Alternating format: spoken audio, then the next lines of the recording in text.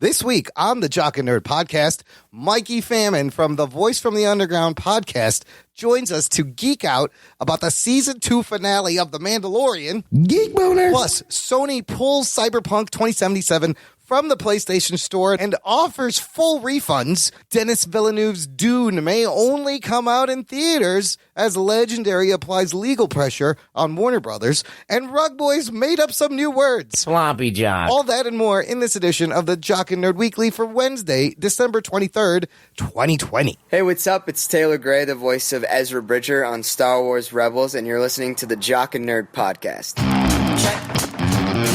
Check one. All right, this is for all you fans out there. Let's give it up. Jock it, we nerd it.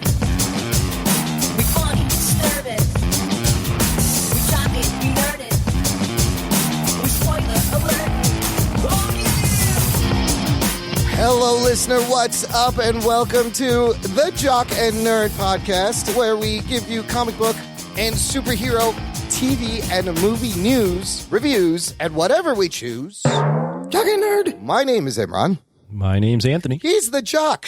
He's a nerd. And joining us, of course, is Rugboy. What's up, Rugs? Good Earth to you, Imran. Good Earth to you, too. And joining us, very special guest for this episode, co-host and producer, virtual producer of A Voice from the Underground podcast. Listener, you may have seen him on the stream. It's Mikey Famine. What's up, Mikey? Greetings, Earthlings. Take me to your leader. Mikey is not. That's Imran. Yes, I'm All here. Can I hail help you? Imran. Yes, as Justin Werner would say, I will answer all your alien needs. Mikey, thanks for hanging out with us. I've been wanting you to come on the show for a while. I'm excited. I'm really excited. I like nerdy stuff and jock stuff. Yeah, see? I feel like Perfect. I found my home.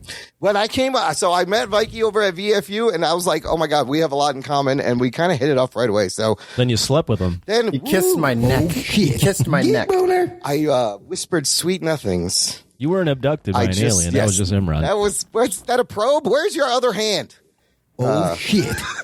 This is also the last episode released in 2020. Guys, we fucking made it.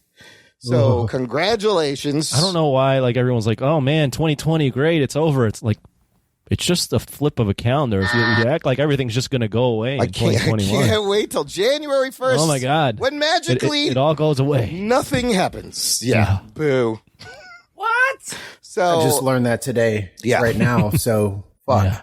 I was really excited for 2021. Never mind. I don't think much going to change. All right, now that I got everybody bummed out, let's get to the fucking news, you bastards. The Jock and Nerd Podcast.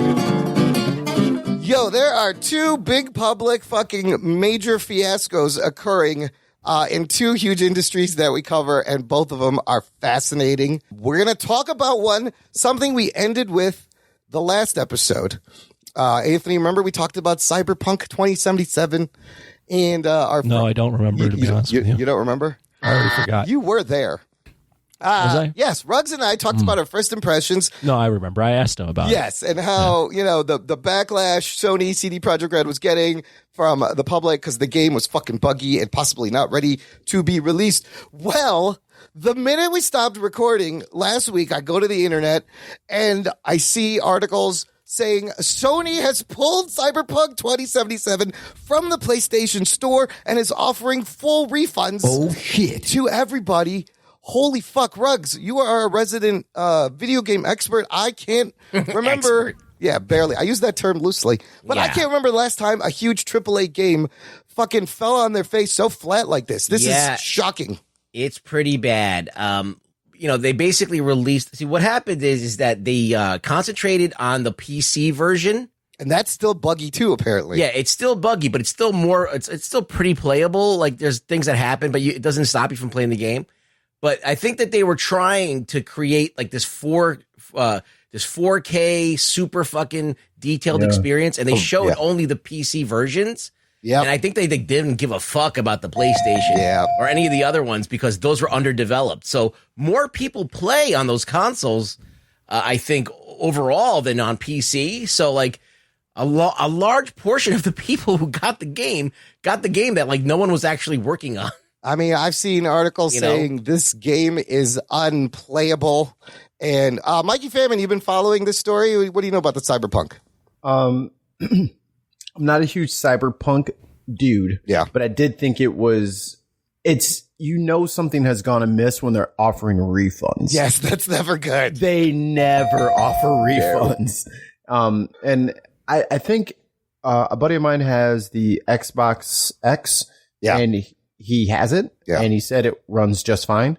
But I think when they try to make it like backwards compatible for like the PS4 and for the Xbox One, there's no way. Like my little Xbox One machine can't run that game. No, there's smoke coming out of it probably. Yeah, it just doesn't have it. I heard people were having like 2-minute load screens. Yeah, it was a big game, and they just fumbled it really bad because they have multiple teams working on all these other platforms. 9 versions. Remember we talked about they were working on 9 versions at once. And it was like, this has happened before. I think No Man's Sky came out and it was incomplete. Okay. And that company took a big shit, but then it redeemed itself over time. It released all these patches and it actually became a pretty decent game. This is not the same thing because this game is like completely broken. Like you could play No Man's Sky. There's just nothing to do. Like they had overpromised and then didn't deliver what they promised. This one, the game just doesn't flat out work sometimes. You'll be playing and all of a sudden your shit will just disappear, or you'll things will just appear and guns will disappear from your hands. Like weird shit like that you need to do in the game. It's all visual stuff. It's all graphic stuff, right? Because like the game engine is fine, but they did try to run the whole thing 4K. Well, and the machines can't keep up with it. I think a lot of it is visual, but there's also a lot of bugs. There's I'll explain to you one that really annoyed me, and this has happened like 2 different times. These are 2 different things.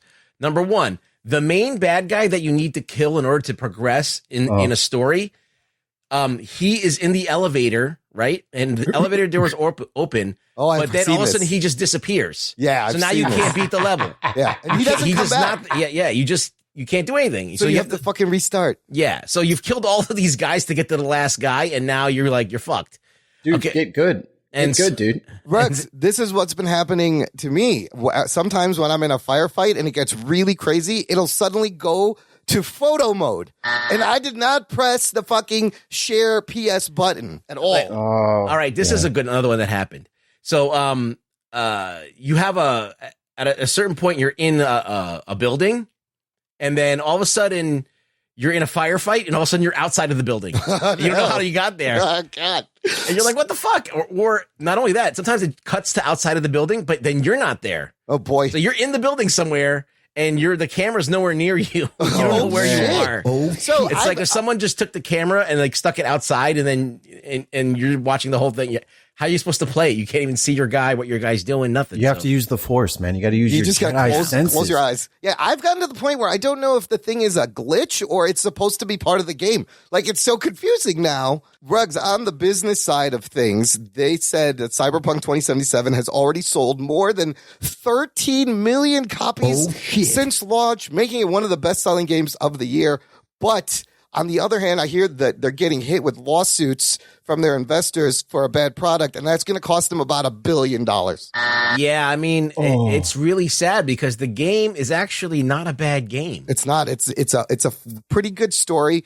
I read another article saying the game is not even that great, but I enjoyed the story and the aesthetic of the world. Did you finish it? No, I'm still kind of playing through it.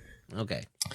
But can CD Projekt Red, who got all this goodwill from Witcher 3 being held, and apparently Witcher 3 had problems early on before they patched it. This is the thing that's happening more and more often. Games are coming out half-baked, and then they're fixing them after the people own them with DLC, and a lot of companies are getting stuck doing that, and it's mostly because people are rushing things. People are rushing things because they need profits and they want to. I knew it was the Russians, even when it wasn't. Well, it's this whole idea of stock market driven shit. It's you have to make something for the quarter, and otherwise your stock goes down. And that's such a dumb way to do anything. How do you make something and then you have to make it by this quarter? No, okay, if you're making something that's a game that's great, and you need more time to make it perfect. Otherwise, how are you going to launch a product that's not finished? That's just stupid. So I don't know why. It's just they just did it. Anthony, business reaction. Can CD Projekt Red bounce back after this big of a fuck up? Having to give refunds and all this bullshit. They're going to lose a lot of money, and they lost a lot of good faith. I don't know and what trust. their finances look like, but it sounds like this is a really bad thing for them. I mean, you never, as Mikey mentioned, you never want to be giving back money, and all the kind of just the bad press and the upset customers probably that are all I think involved. people are still going to play this game. I think that. But you never want to do what they just. I mean, this is like the worst thing that could happen probably to this game. Absolutely. This is DEFCON 5. Yeah, so, definitely. but does this mean I get to keep the game and then they'll give my money back and then still provide updates and then I'll just have a working game eventually and have my money back? I think that it won't work. I don't know. Ever? I'll have to rebuy the game? I don't know. If they give you your money back, then you're even Stevens. Can I still play the game if they refund my money on... I have it. I mean, well, I don't know. No, if they refund your money, it doesn't work. When you get something and you return it, you give it back to the store. Yeah, but this is a digital 100 gigabyte download that's on my Sony PlayStation now. Maybe it won't work. It won't handshake. Locked out. Yeah. Yeah. I thought initially, I was like, oh, great. They're going to give my money back and I get to keep the game. Win for me. Jesus Christ. Listen, you fucked up so much, you might as well let people keep the fucking broken game. Wait, have you ever returned anything? Why would you think that? This is not a return. This is a company offering refunds for a faulty product. Generally, when that happens, they say keep the fucking product. You ever bought a mattress online? I don't know. Like, What about a car? What about a recall? Do you keep the car? Yes. Yes. You keep the part that they need? I take out the part and I return the rest of the car. Okay, there you go. No, but digital, look, it's a digital product. This is a different kind of, so I don't know. Someone's got to look this up. Yeah, there's no clarity. I probably don't know what the hell I'm talking about. There's no clarity. Listener, do you know? Let us know. Join our Facebook group. It's called Jock and Nerd Nation. It's lots of fun. It's closed. It's exclusive. Mikey Famine, I invited you, and now Mikey Famine is in there. You can come hang out. You'll meet a lot of nice geeks there. So welcome, Mikey Famine, to the group. A lot of nice geeks. Nice Jesus Christ. Yeah. Prepare for the memes. Compared to, There are fewer and fewer nice geeks out there. Anthony, Yeah. here's let's talk about the second big public fiasco going on, and this is the continued backlash against Warner Brothers after them deciding to release everything on HBO Max. You sent me an article. It looks like what you said last week. Not all the movies are going to make it to HBO Max, are they? No. Well, so little background on this. WB decided to release all their 2021 releases same day on HBO Max and in movie theaters because they were copying the Wonder Woman lead that they had already started on Christmas, or this upcoming Christmas. And what's different about those movies, first off, they, as we've mentioned in previous shows, they didn't tell anybody. They just kind of did it. Yeah. That's a big fuck up right there. Yeah, why it worked for Wonder Woman is basically Wonder Woman, everyone had incentives, and they basically went to Gal Gadot, Patty Jenkins, whoever else was involved, and went, this movie, if there was no pandemic, would have made $1 billion. Absolutely. So they're like, we're going to pay you as if it made $1 billion. Yeah. So they just wrote them a nice check. Yeah. No one at Wonder Woman was pissed off. They got paid. They didn't do that for all these other movies, and what they're coming back with after announcing this is a lot lower than all these people were expecting. And Legendary basically said, we're going to sue you. Oh, shit. And from what I read from John Campia, Legendary has a good case to win. Mm-hmm.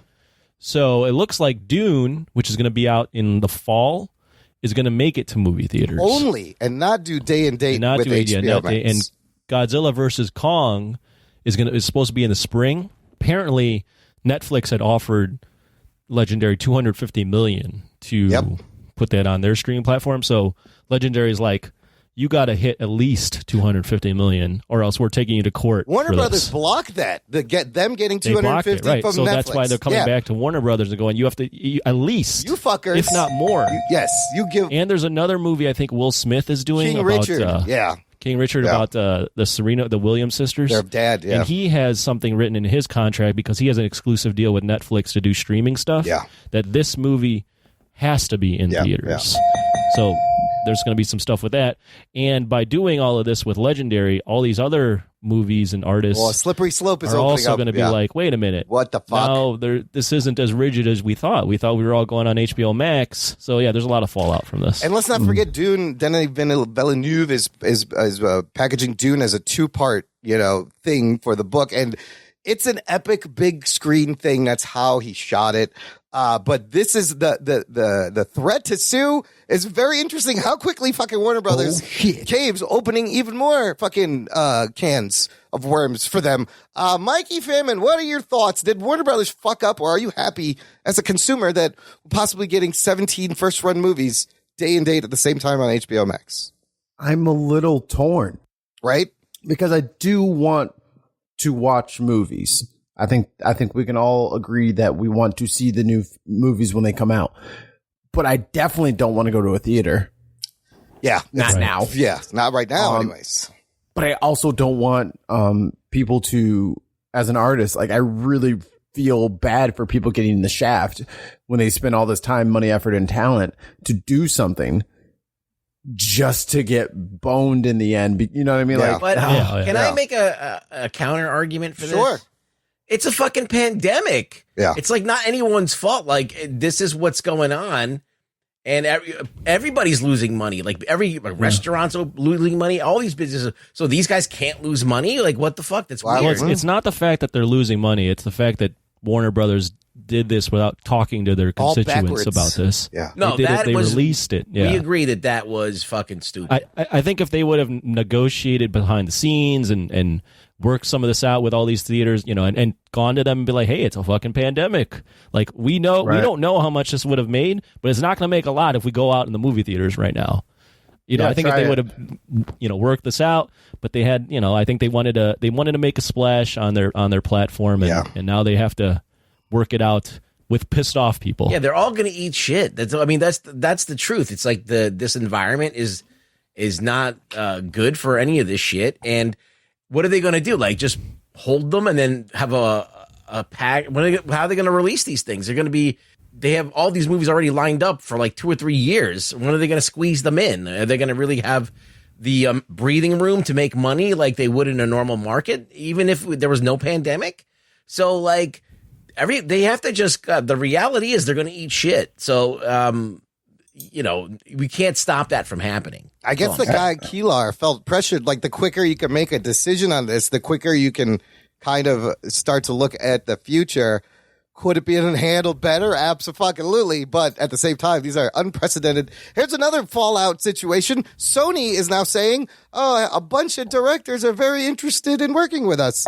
They're like, yeah, we don't want to work with Warner Brothers. What do you got going over there, Sony? And I mean, Sony, Warner Brothers, they're both like studios that have made crazy, stupid, dumb decisions and have a varied track record. Sony needs some a shot in the arm, so this could help. Especially after Cyberpunk. Yes, after the Cyberpunk debacle, which is also under Sony. Warner Brothers has put themselves in a position to be kind of persona non grata amongst the industry, so we'll see how they bounce back from it. I mean, sure, it'll eventually probably all get worked out, but they're going to have to cut some big checks, I think. But yeah, what's stopping anybody else from suing now? Like they just gave you the fucking Legendary was a unique thing because they financed it. Legendary financed those movies, so they had a uniquely written contract, more so than like Warner Brothers financing their own stuff. Can I ask 2 questions? Go ahead. Sure. How much is HBO Max? $15.99 a month. It is the most expensive of all the streaming platforms. It's $14.99. And would it be so bad that once this pandemic has cleared up, would it be so bad if we got like 6 movies a month for like 2023? I think that'd be a badass year. You mean in theaters? Right. Oh yeah. Like if they just started dumping all this product on us that they've been making in this in these dark times, like I would definitely start going to the theaters again if every other week there was a badass movie coming out. There absolutely will be with the backlog. I mean, Marvel's releasing 4 movies next year, 6 movies the following year. That's on top of TV series. Everything that's going to get pushed back. Like you got to imagine there'll be 3 blockbuster movies every goddamn weekend.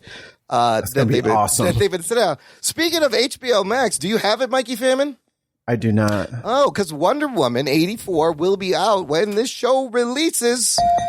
People will have seen it. Are you? So you're probably not going to watch it. I didn't watch the first one. I kind of fell asleep. It was kind of boring. Well, well, listen, we'll get into that. And the Rotten Tomatoes for Wonder Woman 1984 now, we checked it last week. It was like 80-something. More reviews coming in. It is at 75%.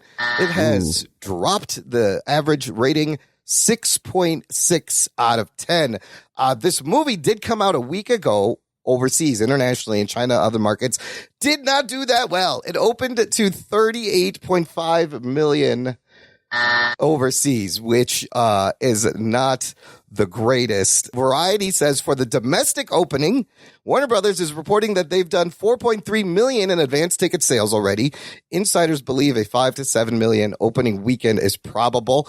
The first Wonder Woman 2017 opened to $103 million. So they're going from 103 million to a $5 million opening. But China, it didn't do well at all. And the UK just shut down again everything. So tier 4, everybody's tier 4 now. That's also hurting it. But I'm excited to see it. We'll have a review next week.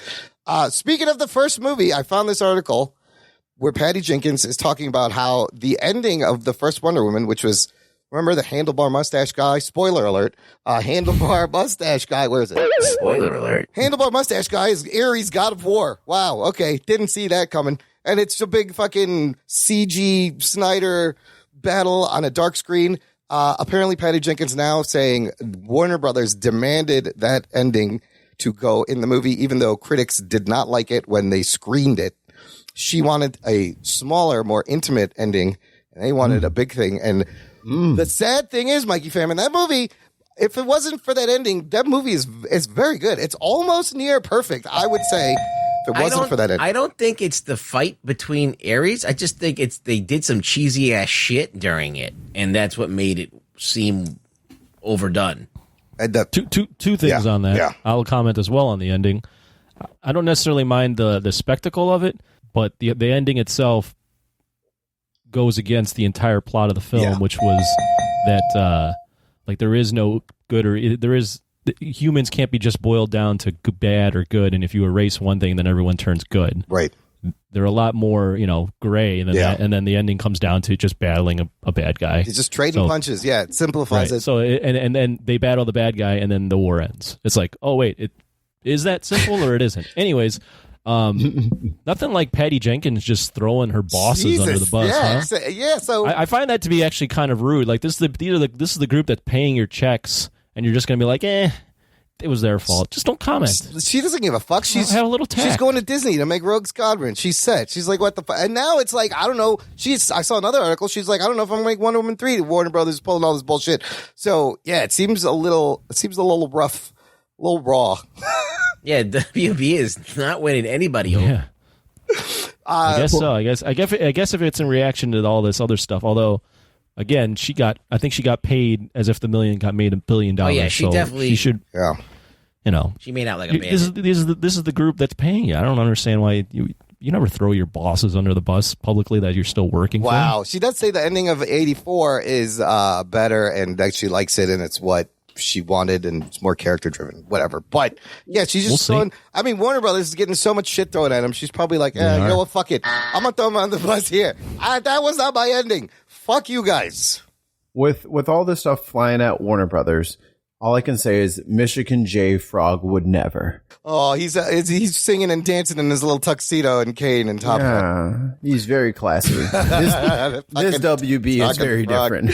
Yes, that was the old school WB. I got one Marvel MCU piece of news from Kevin Feige, who shared some details on Moon Knight and She-Hulk in this interview with Emmy magazine. The Moon Knight stuff, he said, isn't really a surprise. He says Mark Spector will be an action hero, jumps out of buildings, gets into fights, Egyptian iconography, and mental illness.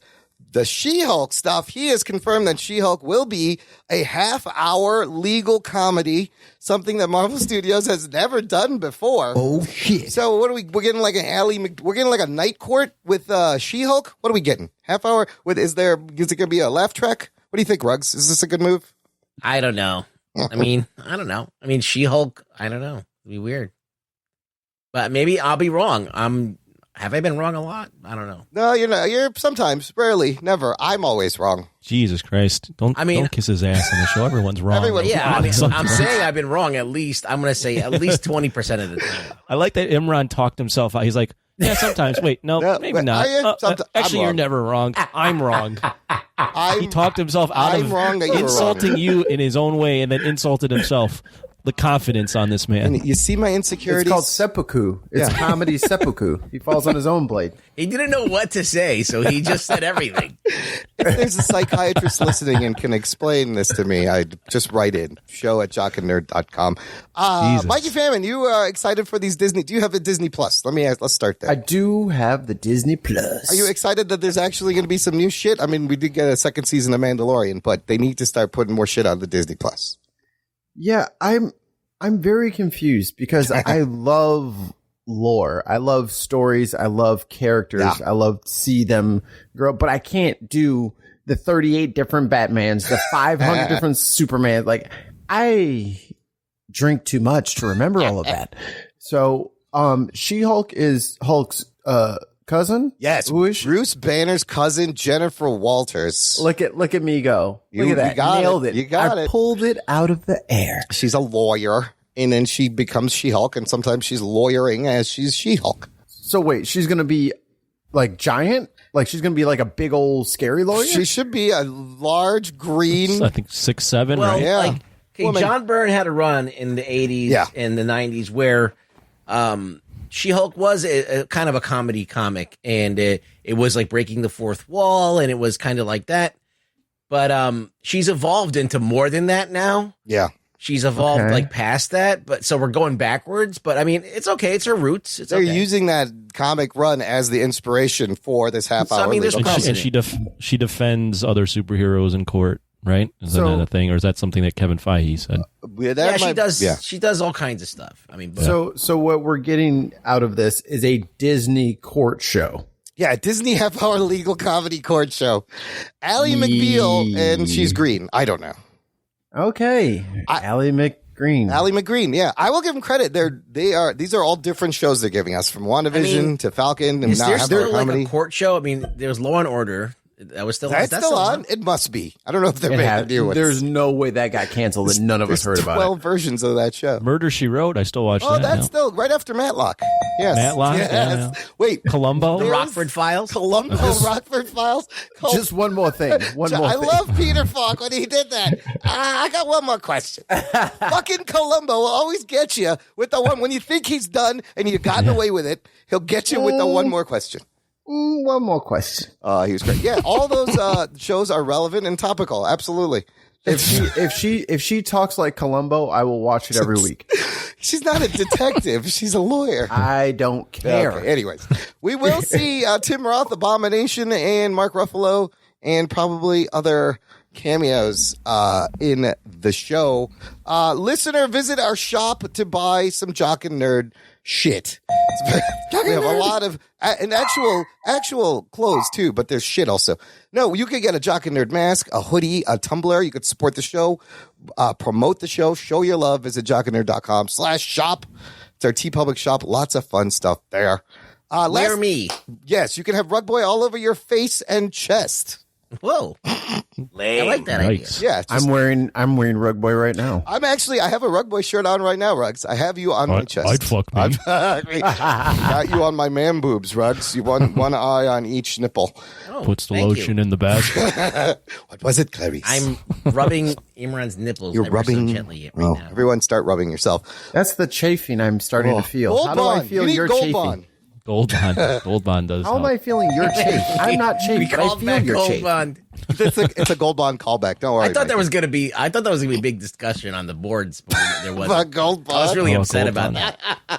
Last thing, Anthony, you sent me the trailer for the long-awaited sequel to Coming to America that is also called Coming to America. Oh, shit. But it's the number 2. You see what they did there? Ooh, yeah. Coming clever. to America. This will come out March 5th. Another movie got sold to Amazon. Had to figure out what to do and pivot. And it was supposed to come out in the theaters. And they're like, fuck it, sell it to Amazon. I love this trailer. I was laughing my ass off by the end. Who's excited for this? I mean, they did like every character in the trailer. Every character that Eddie Murphy and Arsenio are going to play coming back. I've always, anytime Coming to America was on regular TV, you know, remember those days when you just flip on a channel and it happened to be on a movie you liked? Coming to America was one of those movies that I liked. Love that movie. I wouldn't say I'm like highly anticipating this, but I'll definitely watch it.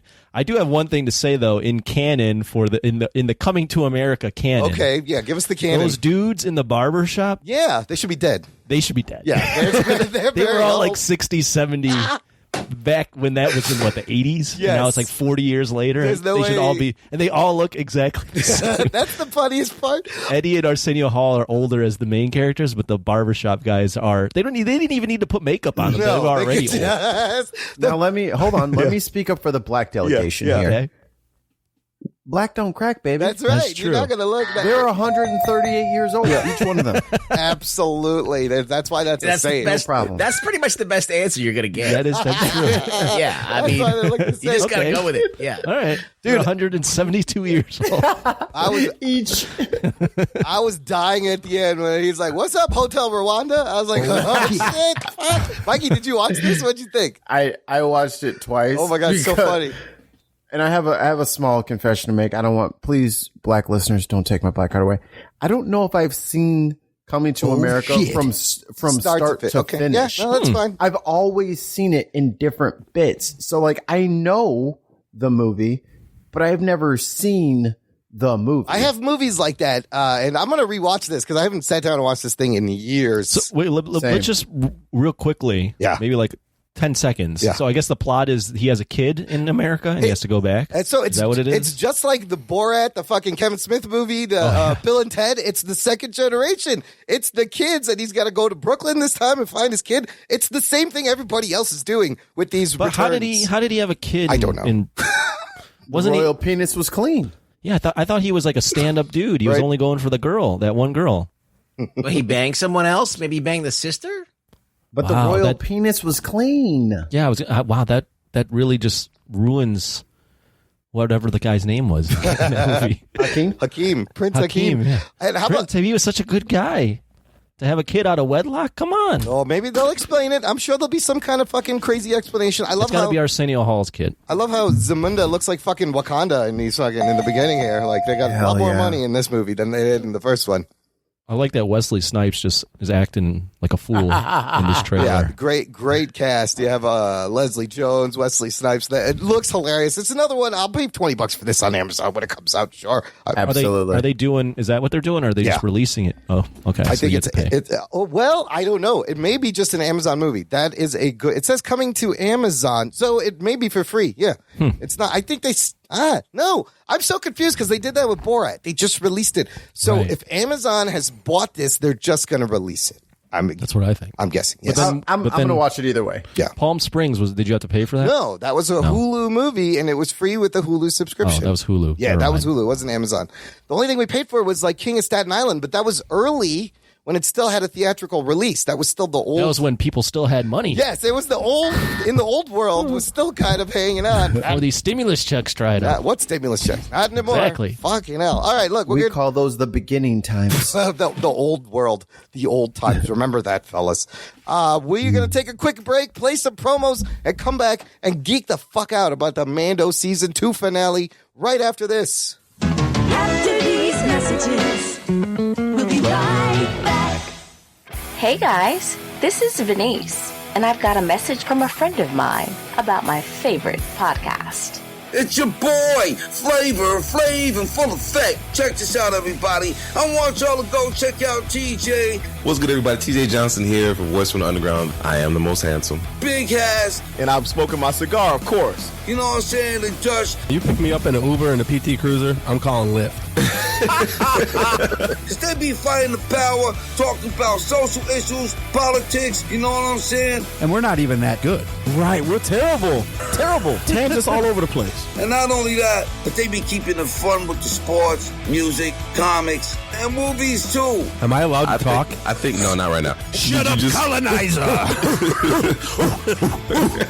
You know what I'm saying? You on Twitter at VFU Podcast. So you can find them. So check 1, 2. This is Flavor Flav. Yeah, boy. Okay, what Flav was trying to say is check out Voice from the Underground on your favorite podcast network. Voice from the Underground. Hi, I'm Eric. And I'm Aisla. And together we are the hosts of the Bicurian podcast. Bicurian is our answer to the polarizing culture we live in. Tired of feeling under siege and looking for ways to get involved? Then come be a part of a different way of thinking. Everything from politics to geek culture to current events that polarize us as a society. We explore multiple ways of looking at things. Please check us out at Bicurian.com and follow us on your favorite social media platform of choice. Doc and Nerd. Listener, if you enjoy the show and want more show, you want bonus audio, and you want to support us, join our fan club. Visit jockandnerd.com/Patreon. Jock and Nerd. And for as little as $3 a month membership, you get access to a bonus RSS feed with bonus content. The shows come out early. There's a Jock Talk, movie reviews, lots of fun stuff. Now there's monthly and annual memberships, so you can pay once a year. New content this week. I did what we're just going to talk about right now. My Mando season 2 finale instant recap reaction the night it came out. That was a hard one to stay away from spoilers all fucking day, because that Friday, it was just, if you hadn't watched the show right away, that was it. So I managed to not get spoiled. That was good. But join today, jockandnerd.com/Patreon. Let's get to the Mando last time. Come on, baby. Do the magic hand thing. We've made it to the end of Season 2, The Mandalorian, Episode 8, Chapter 16, titled The Rescue. Here are your spoilers. Strap yourselves in, you fucks. Spoiler time. This episode, written by Jon Favreau and directed by Peyton Reed. Anthony, give us the layman's recap. The Jock Star Wars recap are always great. So in this one, they form a team. The Mandalorian forms a team Avengers. Yeah, it's like shut up, Imran. Avengers assemble with other Mandalorians. What's her name? Cara Dune. Yeah. Fennec, Boba Fett, and who else? Bo-Katan, Casca Reeves. Those Mandalorians. Yeah. Convenient though that the two Mandalorians are women, but the guy that was like a Mandalorian, he just gets written off. I don't know why. That's kind of strange. Anyways, they form a team. They jump into the Death Star, or maybe not that Death Star. Some bad ship, an evil ship, and Boba Fett distracts everyone so that they can come in.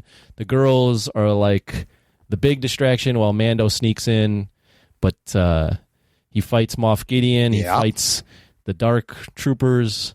The Dark Troopers are really evil and really tough. They finally get Baby Yoda, or Grogu, sorry. But they're trapped. Dark Troopers are back. They're going to fucking get them. And then Luke Skywalker shows up looking like a video game. Okay, a little bit, yeah. His face looking like a video game, looking like Nintendo 64 Luke Skywalker. Shit. And he saves the day, and the internet goes wild. Yep. Mando takes off his mask. There's an emotional moment. And then they tease at the end some show with Boba Fett about books and stuff. So there you go. Books and Boba Fett. I love the Jock Star Wars recap. Look, I'm going to jump right to the fucking thing. Rugboy, at what point did you wet yourself when you saw that X-Wing fighter I show immediately saw R2 on the top. Oh, and yes. I was like, oh, it's going to happen. But then, Me too. even though I saw it, I told myself, no, they're going to do a switcheroo.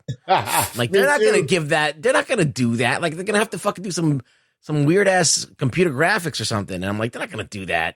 And they did that. And it was the most obvious choice, but I felt the same way. I was like, there's no way. Then I was like, oh, fuck. I saw the green lightsaber. You see the cloak. You see the glove on his hand. I'm like, oh, shit. They're fucking doing this. Mikey Famine, how badass was Luke, though, at the end of that episode? A lot like Vader at the end of Rogue One. he mows down the Dark Troopers much in a similar way. Before you answer that, Mikey, just so we have a litmus test. Yes. How big of a Star Wars fan are you or are you not? Well, I mean, to say that I'm a fan is true from a certain point of view. What point of view is that? Nothing on the reference? On the elegant reference? That's a good reference. That's a Star Wars reference. Is that a Star Wars? Shit. Okay, see. Oh, shit. See, okay. Exactly. Went right over my head. Okay, so I think the order of Star Wars fandom from lowest to highest goes like this. It's Anthony at the bottom. Then it's me. Then I think it's Mikey and then Rugboy. But it could switch by the end. It could switch. I'm fine. I'm in the top half. Yes. The absolutely. dominant half. Yes. Power top. Yes. You're definitely power top. Yes. Hey, we got some power bottoms, though, down here. Imran's got some short legs, let me tell you. Hey, but I got strong quads, man. I've been doing I squats. have a huge slack hole. And Ruggs has a huge slack. That connective knee to quad, oh, my God. You can't tell where the knee ends. One big bulge. These calves put Kevin Hart to shame. Look at those calves. Okay, now you can go back to that original question. Just one for the viewer or for the listener. No viewers here. Fuck that. I forgot the question. Can I get that one more again? How badass was Luke at the end? And did you think it was like Darth Vader at the end of Rogue One? I think Rogue One was copying fucking Luke. Because Luke is the best. I'm sorry. I know that this will draw a line in the sand between you and a lot of your fans. But Luke is the best fucking character. I know everyone memes the nose scream, but don't forget whose fucking show this is. I gave you a prequel about my dad so that you would know more about me when I was born. There you go. Okay, Luke is the real badass in the entire Star Wars saga, and it was nice to see a perfectly fine rendition of Was it perfectly fine? Nothing was wrong with it. It looked just the same as Mark Hamill's regular face did back in 1984. Yeah, I mean, this Something is like badass. On the one hand, it is badass Luke Skywalker after Jedi when he's kind of come into his own and he's getting more and more powerful.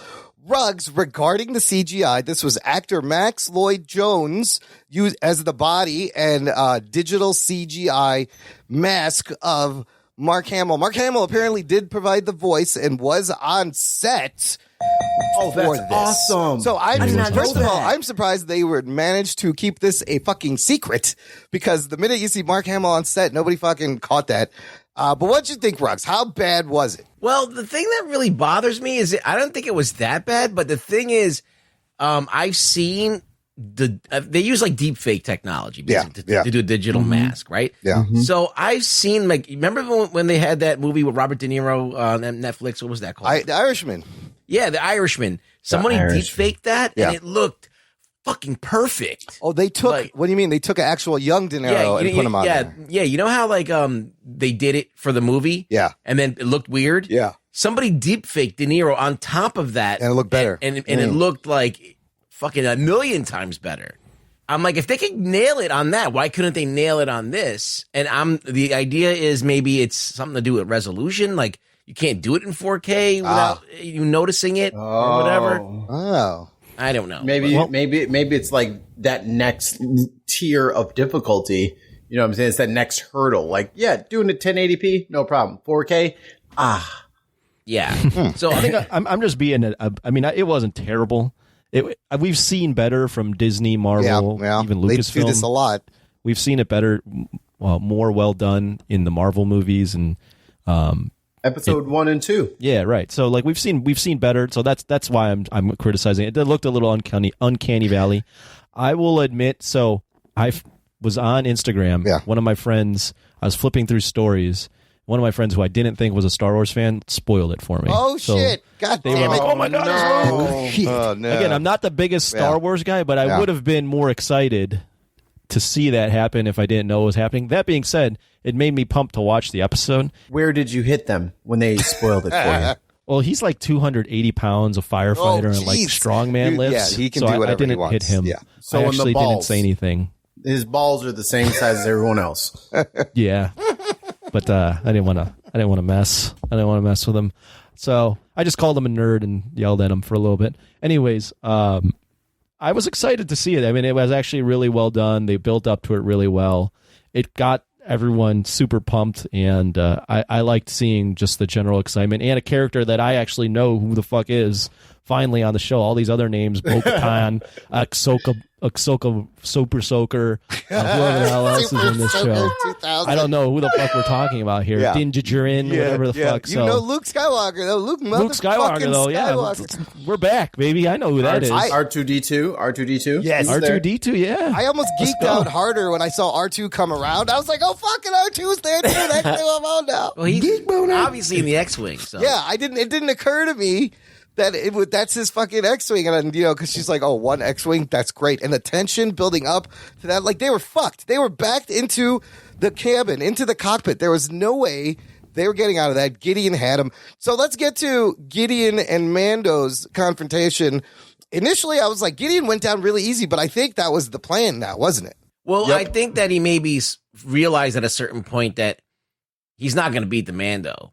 Yeah. So he kind of just, acquiesced in a way, maybe. I don't know. He got beaten fair and square by Mando, but I think he wasn't like he knew that he wasn't going to get killed by him. I don't think he was going to he wasn't going to get murdered by the Mandalorian. So he's like, I'm probably just going to be able to ride this out. Let's see where it goes. Well, I think it was like a win-win, right? Either he beats Mando or he loses, but then he causes a little riff between Bo-Katan and Mando so that he can win later. Oh, let's get to that, Ruggs. Did they retcon something? The rules of the dark saber. Has this always been what it is, that you have to win it in combat? Because they leave this whole thread dangling. Din Djarin is now the rightful heir to the throne of Mandalore and the owner of the dark saber? Well, it's weird because in the show that was previous, I think it was on Clone Wars. Yes. Or Rebels. Either one of those. I can't decide which one it was. But like Bo-Katan got the dark saber from her sister Sabine, right? Sabine Wren, yeah. But she just gave it to her. Yeah, she just gave it to her. What the fuck is this? She got it, and then she said, "Here, take it." And then she said, "No, I can't take it." But then she took it, and then she ended up leading the Mandalorians, and then she lost it. So maybe because she lost it, maybe she thinks it's a bad omen to do it again. We don't know how Gideon got it, actually. So, Imran, can I get a oh shit real quick? Oh shit. Maybe Mando didn't know that. He doesn't know how it's passed down. Oh no, So Gustavo Fring, I'm sorry, Fring. Mr. Fring, you're Fring forever to me. Gideon put that in his head that's how it has to be passed down. Yeah. And Bo didn't say anything. Right. But that doesn't mean that she doesn't know that this dude's full of fucking shit. She's just kind of worried about other things. But he could have lied to her or lied to Mando to get him to think, oh, well, now she's going to defeat you in combat. Isn't that right? Yeah, because when they showed up, you see her face, and she's looking at it, and she goes, what happened? And meaning, why are you holding this thing now, and why is Gideon still alive? My novice ass was going, oh, she's gonna turn bad in this episode. She's going to have to, I mean, he's like, you can kill her now. I was waiting for it. I was waiting for it. I mean, they're building clearly, at least in my mind, to this Jon Snow type thing, right? Where I like that. He's the king that doesn't want to be the king type shit. Yeah. The reluctant leader. Yeah, I love that. He doesn't want it, but she has to be. But that's how they're pivoting off of Grogu, which we can get to later. But can't they just fight and he can just throw the fight and lose and take it? Yeah, how does it work? Like, so does he have to? Does he have to die? He doesn't have to die because Moff Gideon didn't die. Yeah. I think he was lying about it because I think the canon is true and it can be passed down from person to person. And I think because he's super cerebral about everything. Yeah. I think he used that to spare his life in the moment. Where it's like, oh, if I give it to you, she's just going to kill you for it. And then he's like, oh shit, is that how it works? I'm not a real Mandalorian. I feel like that what she's going to say is that she did it once and it didn't work out. So she's not doing it. She's going to do it the right way this time, and she's going to win it in battle. And that's why she wanted to get it from Moff Gideon. What does the canon say, though? Do you have to win it in battle or no? No, I think that when Sabine Wren tried to give it to her, she didn't want it. Maybe it could have been for that reason. So then she ended up taking it. So maybe to Mikey's point, Moff is just putting that on them like, you better not just give it to her. You better do this the old way, or else you're a bitch too. Like, you're both bitches. Oh, you're not going to just give it to her, are you? Yeah, like challenging her. Because Darth Maul actually ended up getting the Darksaber by winning it in battle, and he ended up being the leader of the Mandalorians for a while. Yeah, that happens in Clone Wars, I believe, right? As I said, I can't distinguish the two of them anymore. They're both they look the same, and they're the same people in them. So it's hard for me to remember. They all look alike. That's fucked up. They all all the Star look Wars alike. fuckers look alike. You would have to believe Filoni, who wrote those other things, knows what he's doing, right? Like he wouldn't have forgot that he wrote that. There's the line. Gideon says this line I thought very interesting. He says the Darksaber doesn't have power, the story does. Meaning it's like a symbolic thing that you need to get. So I don't know. Maybe he is fucking with them. Before we get to Grogu, I'm going to talk about these Dark Troopers for a second. Well, I did enjoy the little misdirect when he just sucks them out of the airlock. And I was like, what? That's it? The fuck? I was like, that's all they're going to fucking do. And then no, they came back because they are now. The alien queened them. Yeah, he totally did. But there's no human parts. They're like Terminators. They still walk really slow. So that's a minus. I don't know how. That's not very efficient. But it's scary when someone's walking slowly at you. Have you ever seen that's the worst. Yes, you've seen a slasher horror film? movie? Yes, okay. Did you see Terminator 2? You're right. Even Arnold didn't really walk that fast. I mean, really. But was the Dark Troopers overall sloppy, John? Was it kind of disappointing? Or I mean, that's done. They come in and just get cut down, all that, and it's over. Oh, they're Terminators. That's all they are. They're just Terminators. They're Star Wars Terminators. I have more questions because there's people who know more about Star Wars, which is rare for me in this. So Dark Troopers, they are 100% robotic at this point in the Generation 3. He said, yeah, they're version 3. I think that the misdirect is when they were working on those things that looked like Snokes that were floating in the tank. In the back, the tank, yeah. Maybe those were the previous versions of the Dark Troopers, and then they've kind of. But then they needed a donor. Yeah, why did they need the blood from Grogu? I don't know. For the Dark Troopers? But all I know is that they were, at one point... To make them Sith troopers. They were cyborgs. First they were regular people. Then they were cyborgs. And then they were regular people with armor. Then they were cyborgs. And now they've gotten rid of the humans altogether. And this is the third generation. What did Moff say? Like the fatal flaw was the human part. The human parts. Yeah. My question is, can you force sensitive a robot? Can you add force powers? Is that what he was trying, or is this baby Grogu still the experiment that led to Snoke in the last sequel trilogy? I was asking that question to get to my real question, which is, why is General Grievous so badass and cool, and these guys such shit when Grievous canonically is 40 years before? Rugs? You mean cybernetically? Like robotically speaking? Oh. Because Grievous was a fucking 6-armed awesome motherfucker, right? And then here's these fucking punks and get sucked out of an airlock. They don't clamp their little claws down and hold on to the hull. They suck. They don't do shit. They just got fucking jettisoned out into the fucking dark vacuum of space. I think it's because Grievous was a badass Sith to begin with. Yeah. So it's not the machinery, it's not the technology, it's the Grievous was just cool. Yeah, Jeeves. Jesus is cool. Ask Jeeves. Yeah, Grievous was just badass on his own. So I think that he's piloting all that shit, and then he's making it do all that cool shit. So I always preferred Butthead. Butthead over Jeeves or Beavis? Hey, Grievous. Hey, Grievous, turn it off. Shut up, Grievous. Grievous. I apologize, listeners. I have explosive laughter, and I can't really control it. Moff Gideon is just a dude. He's just a Moff. He's not like a fucking Jedi. The other thing I loved, the fucking badass girl troop, the girl group that was mowing down everyone. Ming-Na Wen. But they wrote out the dude. Like, just don't put the dude in the earlier episode. What was Boba Fett doing? Not the Boba Fett. I'm talking about the dude that was with those other two girls in Mandal. There was three. Where was the guy? Oh shit! And then the dude was there. I forgot about the dude. I thought that Boba Fett was going to swing back in. He just pieced out. He's like, all right, see you guys later. He went to Jabba's palace, which is we'll get to. Is the post credits? I was fine with Boba Fett. Wasn't Fennec Shan on with them? Fennec was with them, and she went later. Fennec was with them. So he had to swing back and get her. To get her, yes, that's true. Yeah. But the dude, that dude, I forgot about fuck that dude. No, everyone got so mad about boob armor that, like, you know what? no more man boob armor. Female that Mandalorian is out of here. The women DeLoreans are way more sexy. I'd rather look at a woman DeLorean. I mean, they were cool. It's just I was like, why even include the dude in that other episode if you're not going to have any reason why he's not in this one? Dude, Ming-Na Wen, badass like an Agents of S.H.I.E.L.D. She reminded me of fucking Agent Did he get shot May. in the last episode when they were doing that siege or whatever? I don't. He wasn't hanging out with them. Around. He wasn't hanging out with them when he went to the bar to get them. Yeah, he was gone. He was gone. They kicked him to the curb. I think he got fired. They're like, they probably found some of his old tweets. Oh shit! Oh yeah, just got rid of his ass. Canceled. He had some bad Mandalorian tweets talking about Mandalorian. Canceled by the Force. Okay, so there's two more things I want to talk about. Where should we go? Grogu and that post-credit scene that also gave me geek boner. Let's get to Grogu because I have to get out my other minor criticism. Okay.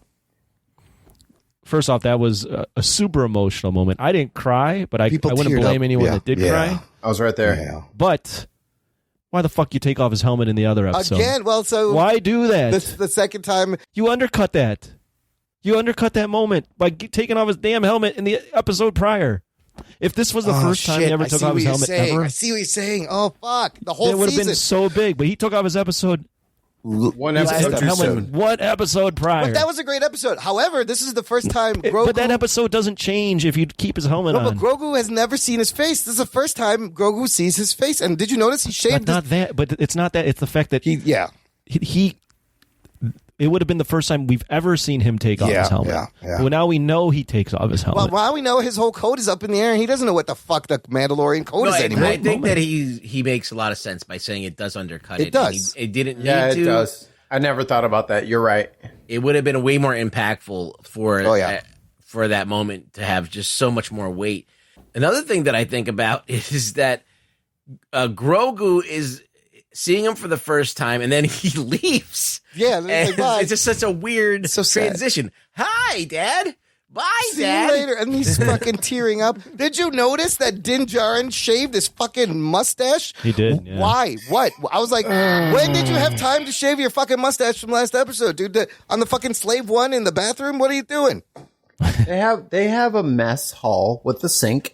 Where? No, on the Slave One? He's been on the Slave One with Boba Fett. When are you fucking shaving your fucking mustache? It's upside down. You have to have your Boba gravity boots on. Colored his armor, and no one fucking questioned that. That's a good point. Maybe they're the same spot. I think shaving your face takes about 3 seconds, and repainting your armor probably takes about an hour or something. Yeah, and I mean, this is like Star Wars. They have like spaceships. I'm sure they've invented razors. Oh, they probably have laser time. razors where you just stick your face in there. I'm sure they know how to use their way around like male grooming. Like I'm sure they figured that out. So, your question about the helmet is very interesting because they seem to use this helmet as like a theme and a motif in the episode. If you notice, when he was getting pummeled by the Dark Troopers, right in the head, in the face repeatedly. In the face the fucking helmet holds up. His armor is the only thing that really saves him. It's lightsaber resistant. But now here he is, taking it off, showing his vulnerability, and he's not sure what his fucking code. It was still a really good moment, and it like symbolizes the fact that like he has this code, but there are things that are just above even your own personal code that you can break this for. And it was this kid that like stole his heart. Yeah. So like it is still a really good moment. I'm just saying you didn't have to take off his helmet in one episode prior. That's all. Kind of ruin it. So what happens to Grogu now? What happens to Grogu? Is he going to get killed by fucking Ben Solo? Shit! I have heard that rumor as well that Kylo slaughters. Well, it would make sense young Grogu if you follow the timeline. And that's what put Luke right over the edge, and he said, "Fuck this temple, fuck all this. I'm done with all this." And then Palpatine's fucking great grandniece or whatever the fuck she was. Let me ask Ruggs this because I know if that was the case, Ruggs, would that make you more accepting of the fact of how they portrayed Luke in the 3 episodes later? Well, this is the thing. Could Filoni save it? Filoni, Favreau save I think it? It helps a little bit, but like at the end of the day, it doesn't, because the whole thing that I get pissed off is that Luke decides to try and kill Ben Solo because he has a bad dream. Right. All right. And that's what starts the whole chain of events of Ben Solo going crazy. That's true. He has a vision. So, but did he have a vision of the future of him killing Grogu? That could be because Jedi's sleep all fucked up, and maybe he saw Kylo Ren killing Grogu, and he's like, absolutely not. Right. Absolutely not. Got to do something about this. Right, but it just feels retcon-y. Is this the same Luke or it's a retcon? That's probably what they're going to do, right? Probably not this specific storyline, but I feel like Filoni, Favreau are trying to undo it. Like in a way, make that look better too by doing what they're doing. Well, there's arguments that this tracks in line with the way Luke is in The Last Jedi. Disillusioned, he's just had it. Something so terrible happened. So, but at this point, he never talks about it. He never says what it was. It could be this. However, here's my counter to the Grogu getting killed by Kylo: is that Kylo is such a bitch ass. There's no way Grogu is going to be a badass, and there's no way Kylo's taking out fucking Grogu in the future once he's trained. He eats the unborn children. Yeah. Fucking Grogu is right in front of their face. The unfertilized eggs. I know there was a lot of genocide, #genocides about Grogu. He doesn't give a fuck. Y'all can all calm down. He's a menace. They were unfertilized. He's a menace to the galaxy. They needed the other guy to jizz on them. And little Bukkake would help. Yeah, no one complains about Bukkake, but y'all came for Grogu on Twitter, and I won't have it. Yeah, I'm curious what happened. Yeah. Is this like... Do we not see Grogu in season 3? I don't think so. I don't think so either. I think he's we're done. He's training. I think he said, I will see you again. Right. But then they never exchanged numbers or anything. Yeah, they never said, hey, I'll give you my contact what's your info. Twitter at? He just leaves. Meet me at the Jizz stream in 5 years. What they're probably going to do is you won't see him season 3. He's training. Season 4, Mando's like up against it at the end, and Grogu saves him. Oh, I like that. I want Grogu to train and come back and be badass. Can I throw out a completely crazy theory? Yeah. We're gonna get a young adolescent, like walking, talking Jedi Knight Grogu movie. The fuck? But it's going to be in a while. You can have a spin-off show. It just doesn't track with his aging, though, because like Yoda, it's going to be first of all, if he survives the Kylo thing, right? He has to live another 200 years before he's like even a teenager, you know? Yeah. Luke puts him in a pod and sends him away, just like Kakarot. Space aging. Just like what's Superman's real name? Kal-El. Kal-El. Did you call him Kakarot? No, Kakarot is Goku. But same principle. Okay. They're the same character. Just east and west. Right. Gotcha. I think that Luke has sent him far away from Kylo because he had a dream about what he was going to do. And then episodes, 7, 8, and 9 happen. Yeah, and Grogu could still be, he's young. Grogu's going to come back. He's young then. Yeah, right. He'll be young, but I think he's going to be the new leader of the Jedi. Like Grogu's 50, right? Yeah. And so like just do he's like 3. just do like a 10 multiplier, right? So he's 5. All right. So if he's 50, he's 5. So by the time he reaches 15, he has to be hundreds of years for him to mature. It's way past the sequels, which would be cool that we could follow him without any of the Skywalker saga going on. That's what I'm saying. Like once they're all dead, now they have an egg that's been sitting under the hen this whole time. So was he now too young to take on Snoke and all those assholes? He couldn't even speak. Yeah. So yeah. But once he's of age and he's talking and he's doing, maybe that's why Yoda talks all fucked up. Yeah, that's probably that's why. one of the last. Yeah. That's one of the last things that develops in that species is like the speech syntax, part of their brain. So maybe we'll get Jedis again, but much later, and it will all spawn off of Grogu, who got away because Luke saved him. I love the idea of Luke and Jedha. You know, he sees Yoda died 900 years old. And then 5 years later, he's like, oh, this shit again. I know exactly what this shit this is. I'm going to go pick this boy up. Like, that's crazy. Can I ask the Star Wars expert something I saw that is not my own observation, but sounded cool and makes me look like I know what I'm talking about? I love it. So I saw a nitpick that Luke shouldn't have been wearing all black because in A New Hope, he's wearing white. In Empire Strikes Back, he's wearing gray. Right. And then at the end, Return of the Jedi, he was wearing black because he's kind of it was like symbolism that he's turning to the dark side.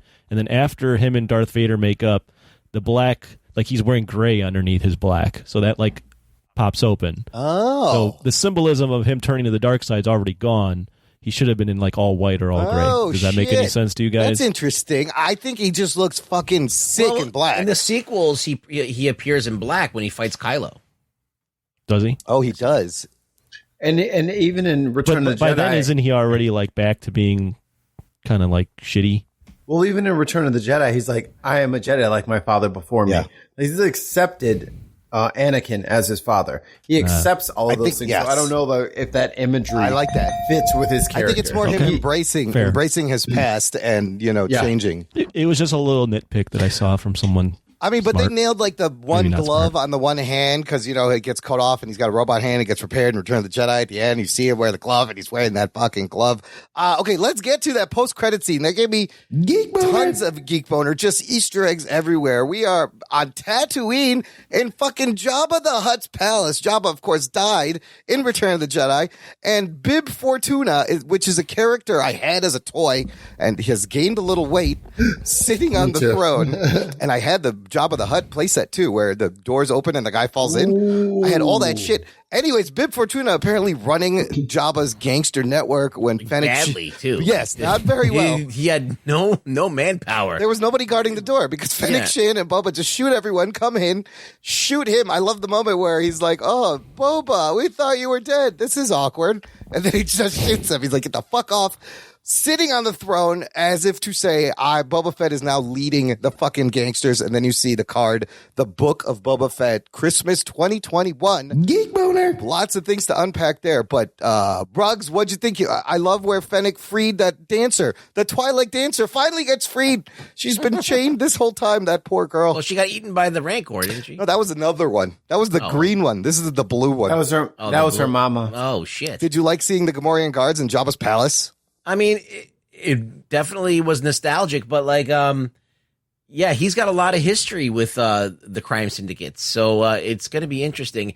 Is he turning bad? Is he going to kind of be an anti-hero? That's kind of like chaotic good? He's like the kingpin. Yeah. I mean, we talked about how he looks out, he looks out for himself. He's a mercenary, but he does do good, but it's always in his own self-interest. So, and Fennec Shand as his right-hand man. Anthony, did that do anything for you? Did you even know what was going on in that post-credit scene? I was like, oh, okay, they're making another. They announced one more show that they didn't announce in that investor special. Yeah, they were saving it. And I listened to Favreau after, and he was like, this was the one thing besides the Luke Skywalker stuff. He was like, we wanted to keep this from the investors. We wanted to show this because there was some confusion online of is Mandalorian season 3 the book of Boba Fett? But it's not. They're going to film this, and then after this is out, they're going to release Mandalorian season 3. So, I found Boba Fett to be an interesting character. I went back and watched some of his stuff in the prior films. Yeah, he doesn't do much. I'm still kind of confused in how Boba Fett became such a popular character, but cool. I guess it's another Star Wars show, and they're creating this interconnected Filoni Favreau universe Mandalorian with this and universe. Mando and the new Rogue or whatever the fuck it is, the new Guardians, Rangers and Ahsoka, new Rangers, and then Ahsoka. Yeah, so I hope we see Bill Burr back in the fucking Rangers. He would be great. Yes, but I love this idea. I think it's going to be like a 4-part, mini series where it's the Boba Fett's adventures, and then season 3 of Mandalorian's got to go back and resolve what the fuck is happening with the Darksaber at Bo-Katan and the Mandalores. Is Mikey a big Boba Fett guy? Am I a big Boba Fett guy? Yeah. Who's your favorite Star Wars character? Oh, can I say R2 without being that guy? You could say R2. There's a lot to love about R2. R2 is that dude. Yes. He doesn't have all the weapons that everybody else has. He doesn't have opposable thumbs. You know what I mean? He can't open doors like everybody else. But he has held shit down. He saved them for the fucking rebellion. Yes, he saved them several times. Countless fucking times. I love how they made him he's sarcastic. He doesn't. I love that enthusiasm. Right? He's a big stoic. But R2 in the beeps they use and C-3PO's responses, he's a little snarky fucking shit. He's always insulting 3PO, and it's hilarious. He's got so much personality. Where would the rebellion be without R2? Pivotal key moments. R2-D2 has been there with Luke Skywalker saving everything. Every time. That's a good point. Every time it's been him. Point. He has saved all you nerds from the fucking Empire. You're welcome. It's a good point. There's a couple of other Easter eggs. Oh, I had this question. Nobody got killed off. I thought somebody was going to die. What happens to We Gideon? thought Boba Fett was going to go, right? Yes, but then there's a TV show, so that's there's not a TV happening. show for him, That's so not happening. Can't go. Gideon survives. What do they do with fucking Gideon now? And I guess the death would be Grogu. Like, we lost Grogu, but he didn't die. So, no one died. Yeah, isn't that weird? We lost the Dark Troopers. We lost the Dark Troopers. It's just because it's 2020. It's going to be Bill Burr. What? Who to die? He's going to get COVID or something. Some random disease, some shit. I'm saying on the because show. he wasn't wearing a mask on Galorian 4. Oh, he's getting space COVID. He gets Star Wars He's going to get space COVID-19 and he's going to die. And it's because fuckers didn't want to wear a mask on that fucking dirty ass planet. That's why on Earth, all of you Earthlings should wear masks, please. Aliens are, you don't have to. Aliens are removed from the rule. Sasha Banks, apparently she does her move, the tornado DDT. She did it to Boba Fett in the bar when they fought. She's very easy to look at and enjoy. That's for sure. Dude, that fight was badass too because she had him. That old Boba was going down, and then double flamethrowers was hilarious because all the fucking the snarkiness between them. And the way Bo-Katan was like, I recognize your voice. You're a clone. He goes, this is my father's armor. She goes, don't you mean your donor? I was like, oh, shit.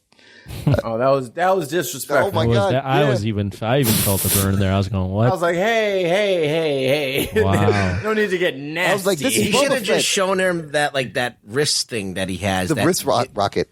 No, the thing. Yeah, the readout. Yeah, that shows him like his birth certificate. Yeah, shit. he's like, look, here's my fucking code line right in the thing. They didn't care, but so I'm still Boba Fett is he? He's not a Mandalorian. He's the son of a foundling. He's a son. Oh yeah, that's right. Of a but foundling. He's not even really a son. He's not clone. a son. Yeah, he's a clone. But he refers to that son, that original clone as daddy. His father. Yeah, because he was raised by him, like you know, and he looks just like him. So you would think he was. Yeah. I have a very important question.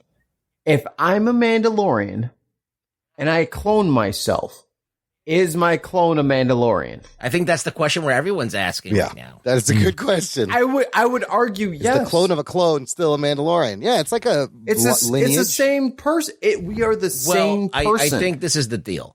I think that you're either born a Mandalorian or you convert to being a Mandalorian, right? Which is what his dad did. So his dad converted to being a Mandalorian, and then they cloned him to make an army of him, and he took one of the clones as his son.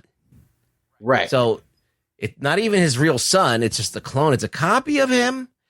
And I guess it is him, kind of, but it's not. So. It technically is him.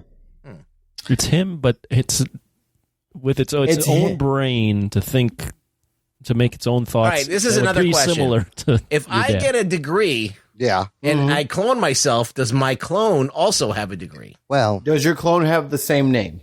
I guess. Then yeah, I think the Michael Keaton movie Multiplicity. I would argue has your proved clone doesn't have the degree. Yes, I don't think so. I think they degrade. I think they're not. I just think you don't. I think you got to do. You got to do the work. If it's the clone, I think you got to do the work. But we're not talking about like getting a degree here because because Mandalorians are a race, but then it's also a religion and a culture.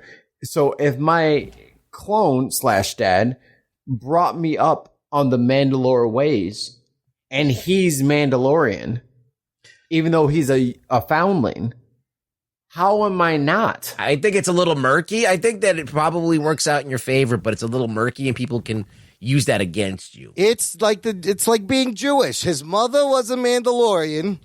Therefore, yes. He's full Mandalorian on his mother's side. I feel like Sean King would be able to answer this question much better. And you talking about Talcum X? Yes, oh, shit. Talcum X. Is he a white dude that pretends to be, or he doesn't pretend to be? He just is all about it. He'll never correct anyone who will to.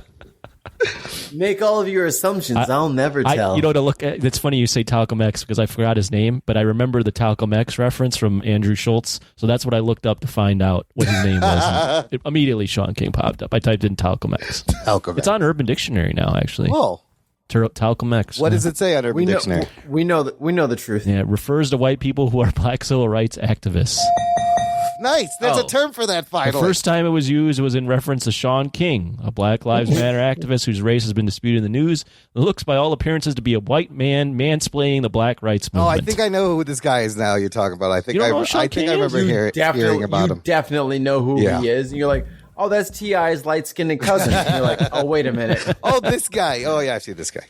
I've never seen him before. I don't really see that type of stuff. So hold on, I got you. Let's look. Sean King, like if you look enough, like squint enough, you're like maybe he's like Puerto Rican. Like the way he cuts his mustache. In the black and white photos, it helps. That's the thing though. He keeps doing that little skinny ass mustache, and that's what keeps throwing people out. Yeah, it does. Save that shit up. There you go. Let's before we rank the episode, the season. I just want to go around. Mikey Famine, give me some of your favorite moments, characters, episodes from season 2. I'm a little untrained in the modern Jedi arts. And I say that to say that I don't know. I haven't watched all of Clone Wars, like the animated thing. And same thing with, what's the other one? Rebels. Star Wars Rebels. Rebels. I'm not completely caught up on all of it. Did it matter, though? Did it hurt your enjoyment? No, I loved everything. Like, I loved everything. And then, like, every little bit that I caught and gleamed even a bit of a reference off of was perfect. But the gray Jedis have been, like, rolling around in the Tumblr for, like, years. And to see one with Osaka, I think that did it for me. That was a fucking great episode. Yeah, that was my shit. Rug, standouts for you. This season gave us fucking everything. And then, remember before, I was like, is there going to be a surprise? There was a fucking surprise. There were so many just great action sequences or effect sequences. I mean, I wouldn't say the episodes were great, but those moments were great. Like, you know, the monster in the first episode. Crate Dragon episode was great. Crate Dragon. Yeah. Then you had another monster, the giant spider thing. Yeah. Then you had you had those cool chase scenes, like one was a space chase, and the other one was a with the speeder bikes. Yeah. That was fucking a great action sequence. Yeah. You had the siege on the ship that they were trying to take down with the Mandalorians. So you had so many great, like, high quality production value sequences there. Great shootouts too. Shootouts to space fucking wars. The Ahsoka episode was kind of like, for me, the least, like, Star Wars-y episode. It looked like something different. Yeah. It looked like a Kurosawa film or something like that. I don't remember exactly. Yeah, with the fucking fighting with the spear and the fucking dual wielding. It works. Oh, that was amazing. Yeah. So I did like that, too. I mean, there was a lot of great things. So I did enjoy this season immensely. And to top it off with, like, so many characters from the old stuff coming in, references coming in. You got the fucking slave one. You got the X-Wing in there. You got, the thing is, like, this show has gotten its criticism by a lot of people, saying it's just like this basic ass show, and you know it's not really that great, and people are blowing it out of proportion. But you know, when you have such a dismal fucking 3 movies, yes. That kind of like don't do anything interesting. Like, I mean, look, let's boil it down to like just its bare essentials. You're getting to know about the Mandalorians, which we didn't do on a big level except for on the animated shows.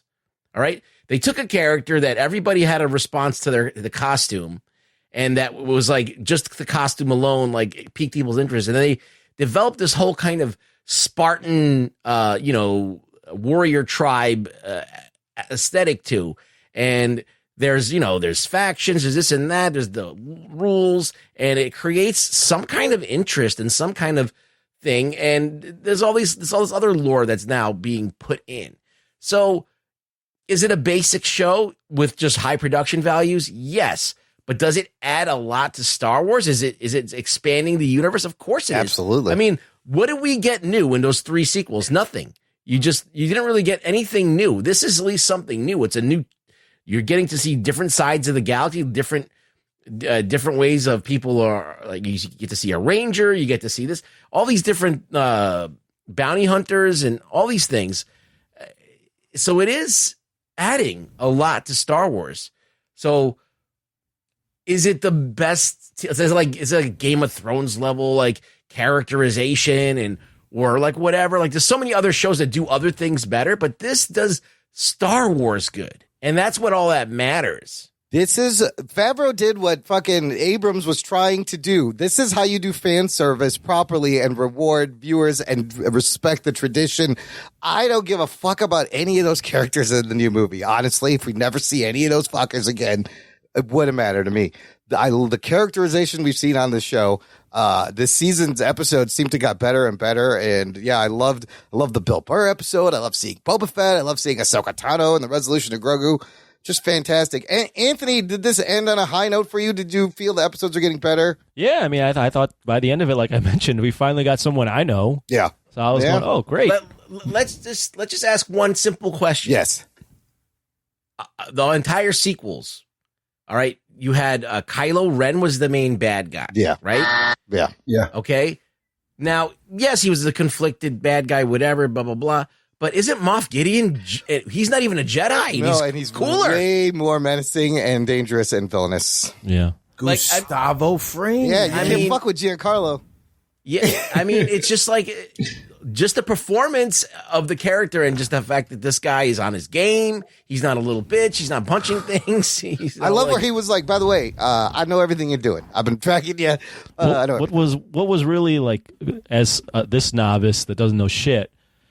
What they did really well is they made you invest in the characters first and then got to the fan service stuff later, so that by the time they got to the fan service stuff, I went, oh, like I actually was interested in figuring out, okay, what does this have to do with? Whereas if they would have thrown that in right off the bat, I'd been like, I'm out. Right. So the second thing is just in general, like it's nice to, see other people that are really invested in things like Star Wars, like feel like they're rewarded, and like as fun as it is to shit on things, and I like to shit on most things. It's more fun when people like are enthusiastic about something, right? And like I have like my chats with my different movie friends, and they're all into Star Wars, and they're like, "Have you seen this episode? Have you seen this episode?" Like it builds up this hype to something where I'm like actually excited to watch something. Everybody's watching, like when everyone's like excited about something. I think that's. Again, as fun as there's lots of like YouTube channels where people shit on things, and we have our fun with like the what the fuck happens. But at the end of the day, like the enthusiasm I felt for Marvel stuff, like when they were releasing things and they were running on all cylinders, for a while it didn't seem like Star Wars was having that, and things where Star Wars were really like gloom and doom, and like people were wondering like what was going on. Yeah. But now it seems like Star Wars has excitement again. It's back in it's back in the popular culture. Everyone's enjoying it, and I think overall that resonates with me and makes me go, okay, like I'm excited to watch this stuff because I just like seeing people that are really into something be happy about what they like. I like that you're responding to the fandom of getting something quality and because when we're shitting on it, I don't really give a fuck to know what the backstory is because it sucks. Right. I'm just like, well, this point. Sucks. I agree it sucks. Yeah. I don't care why it sucks. It just sucks. Yeah, I mean, the thing is, it's like Star Wars has always had some competent shit going on, like the TV shows, like the animated TV shows. There was always competent, and it always had good story and good world building in there. Some of it gets lost in the weeds with a lot of clone episodes that are kind of like you kind of sift through them to get to the good stuff. Right. But they were still competent in world building. They were still competent in introducing you to new characters and things like that, and showing you different sides of Star Wars. And when you go and see these sequels and they don't do that, and then, a lot of people just like lost their fucking, the energy for fandom. And they pretty much think, okay, these corporate people they're so interested in trying to get new fans aboard that they're just going to abandon what works because they think that that's the way to do it. But when you can actually, you have somebody like Dave Filoni or Favreau, that's the difference. Kind of get like, okay, it's Star Wars. It doesn't have to be like this fucking thing. Yeah, it could just be about what's interesting about space, what's interesting about new races, new creeds, new religions, and all these things we can explore, and and people are on board with it. People want to know more about things that are interwoven. That there's characters that maybe in other shows that they've already tested already. They've already been tested. They're not like throwing some bullshit out there to fit something. They've already kind of like made something. They know what kind of works. They know that the fans have responded. Like Ahsoka has been a fan favorite for anybody who's watched the show. And she wasn't in the beginning. Everybody hated her because she was annoying. Oh, she was annoying as shit. And then she hung in there. Yeah, she grew. And Character she grew. eventually fucking, she became liked. That's a tough thing to do for a character to like ever get everybody on your side at some point. Yeah, it's great to see that comes to fruition in the show. And then it's great to see that they're going to double down and make a series out of her, okay? And that's all because of Mandalorian. It's all about the formula they did, and it's all about the fact that they're mining the good stuff and not trying to kind of do this corporate bullshit where they like, we need to get an audience. We're going to just concoct this thing. We're going to check all the boxes. Check some boxes and then like, and whatever. So I think the other thing that helps is you don't have Kathleen Kennedy fucking firing directors midway through fucking shooting the thing. And she's you like, have one guy that's kind of steering the ship and let him tell a story. Let him do his vision. Yeah. I think especially for the time period that Mandalorian came out, with all of Hollywood essentially being shut down, Mando was the hero we needed, not the hero we deserved. That is a good point. Like Mandalorian season 1 was good. Yeah. But the fact that it came out now when people literally are just starved for content makes and it then even better. You actually deliver, in all the fans' eyes and reinvigorate the universe. That's a huge point. I think that goes without saying. Anthony, let's go. We'll go backwards with you. Give me rate the episode like we do, and then let me know did you like it better than season 1? I will go 9 out of 10 for the episode. Nice. They would have nailed it if they would have not again revealed his face in the prior episode and would have used better CGI on Luke. But it was again minor criticisms for me. Can I ask a quick question for the entire panel here? How would you have taken it if it was Mark Hamill's voice, but they never revealed his face? Like he just stayed cloaked and his face was in shadow. That would have been too much of a tease. That would have been edging. Maybe that would have worked. It might have still worked if you were able to just get across. The only thing is they already set the precedent in Rogue One of showing de-age Leia. Yeah. And Peter Cushing, who has been dead since 1994. And so we know they have the tech to do it.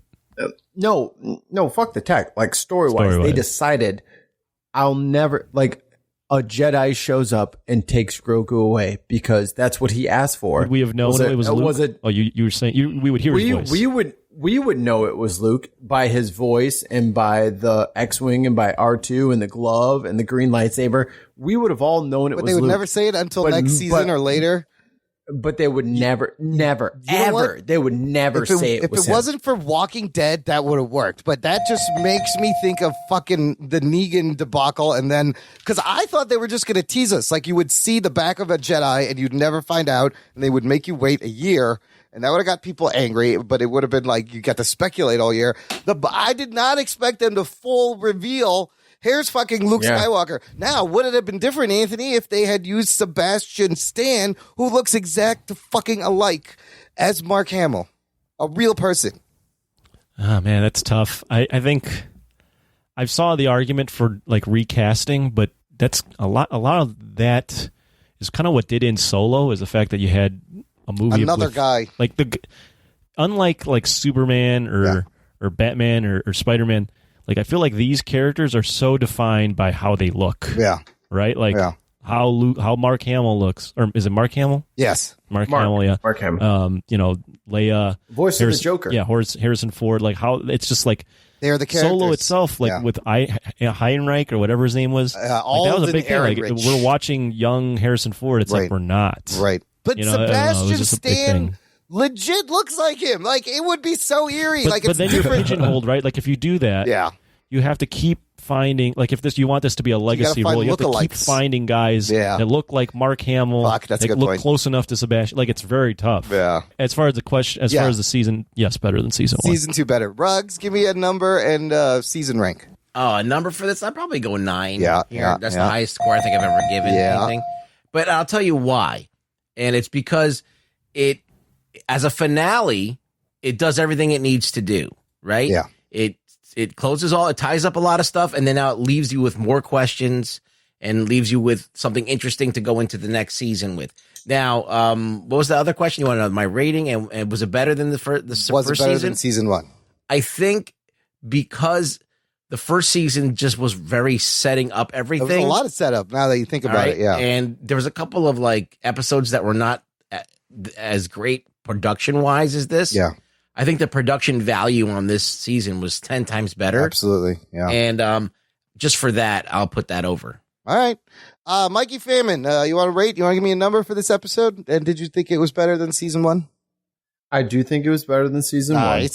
But I judge my TV shows, no matter their universe, based on live bands. Okay. And I have 3 criteria. Okay.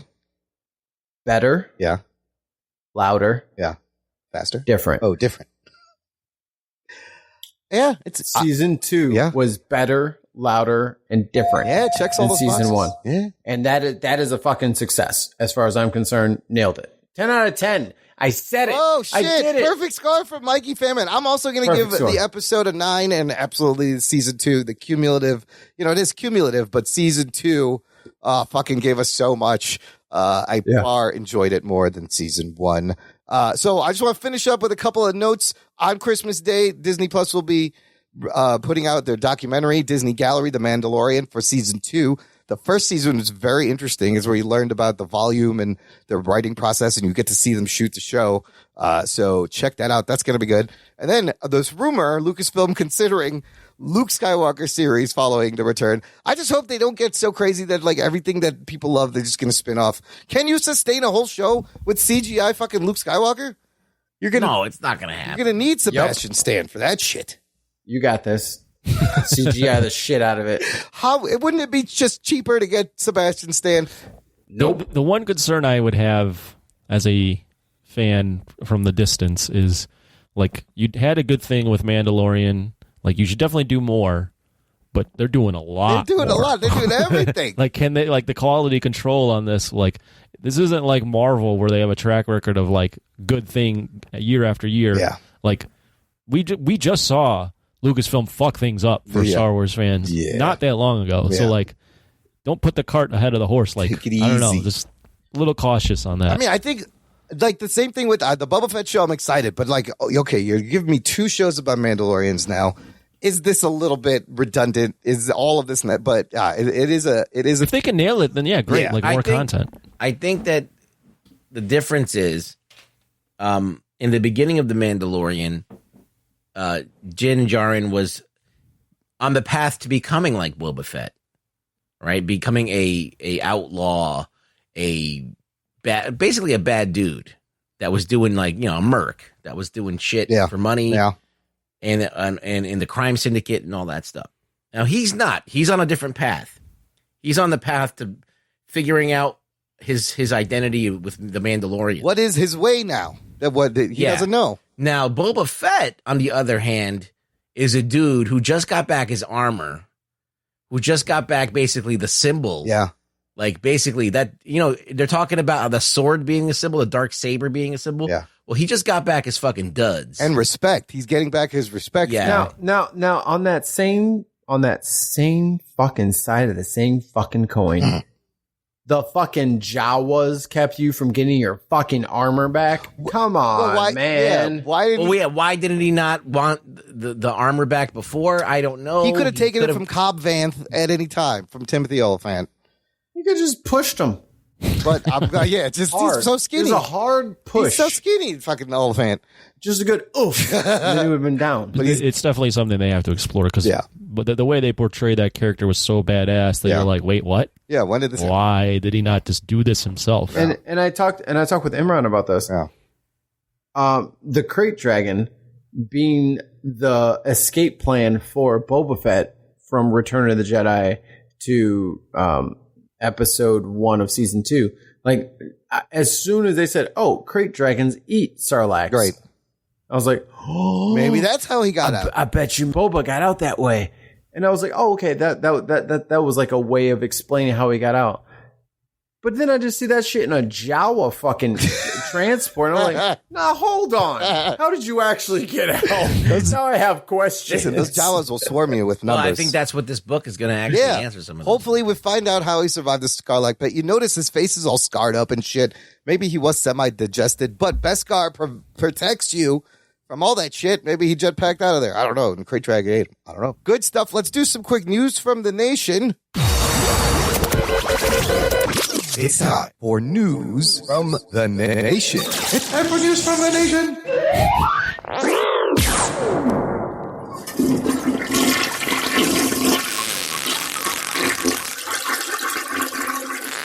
It stinks. It stinks. It stinks. Here's some comments from the season finale from our listeners and group members.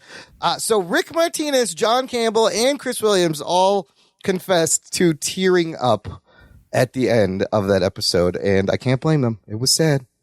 It was sad. Even fucking Mando had tears in his eyes. Anybody else want to confess to tearing up? Mikey, did you cry? I'm not going to tell you that I cried, but I know my girl cried. Yeah, see, it was sad.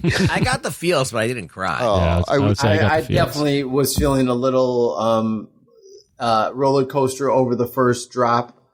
Like I had some tummy emotions, but I did not cry. I got close, man. Let me tell you, I was fucking lit, of course, and I get emotional when I'm like that, and I almost lost it. But really, yeah. Oh, almost got you. Yeah. It makes you just sensitive. You just cry at things. I don't know. That's the only way I can explain it. Why else does Undercover Boss make me cry at the end of fucking every episode? I don't know. The fucking bastards. Johnny. I can imagine you Undercover Boss and The Voice. You're just fucking crying. All right, can we take a sidebar here? What makes you cry every time? Let's go. Let every person here. Let's go. Hell's Kitchen. Hell's Kitchen. Oh, Hell's Kitchen. Gordon Ramsay makes you cry? Because those fucking guys fucking take over their fucking business and they stop being shitheads and they fucking start making money and they can feed themselves. Kitchen Nightmares, you mean? Oh shit! Yes. Hell's Kitchen. That doesn't make anyone cry. Kitchen Nightmares does make me cry. I will agree. Okay, Anthony, what do you got?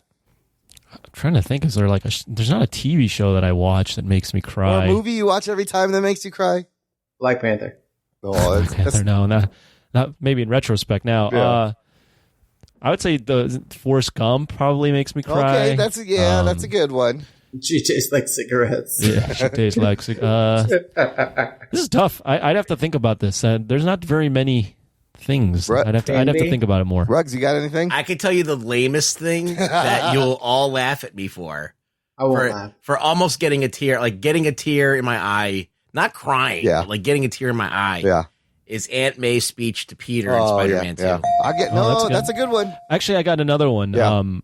I know this would make me cry, but freaking Littlefoot's mom dying in whatever the fuck that dinosaur Land movie. Before Time. The Land Before Time, the Before Time. dinosaurs. That's rough. That's a rough one.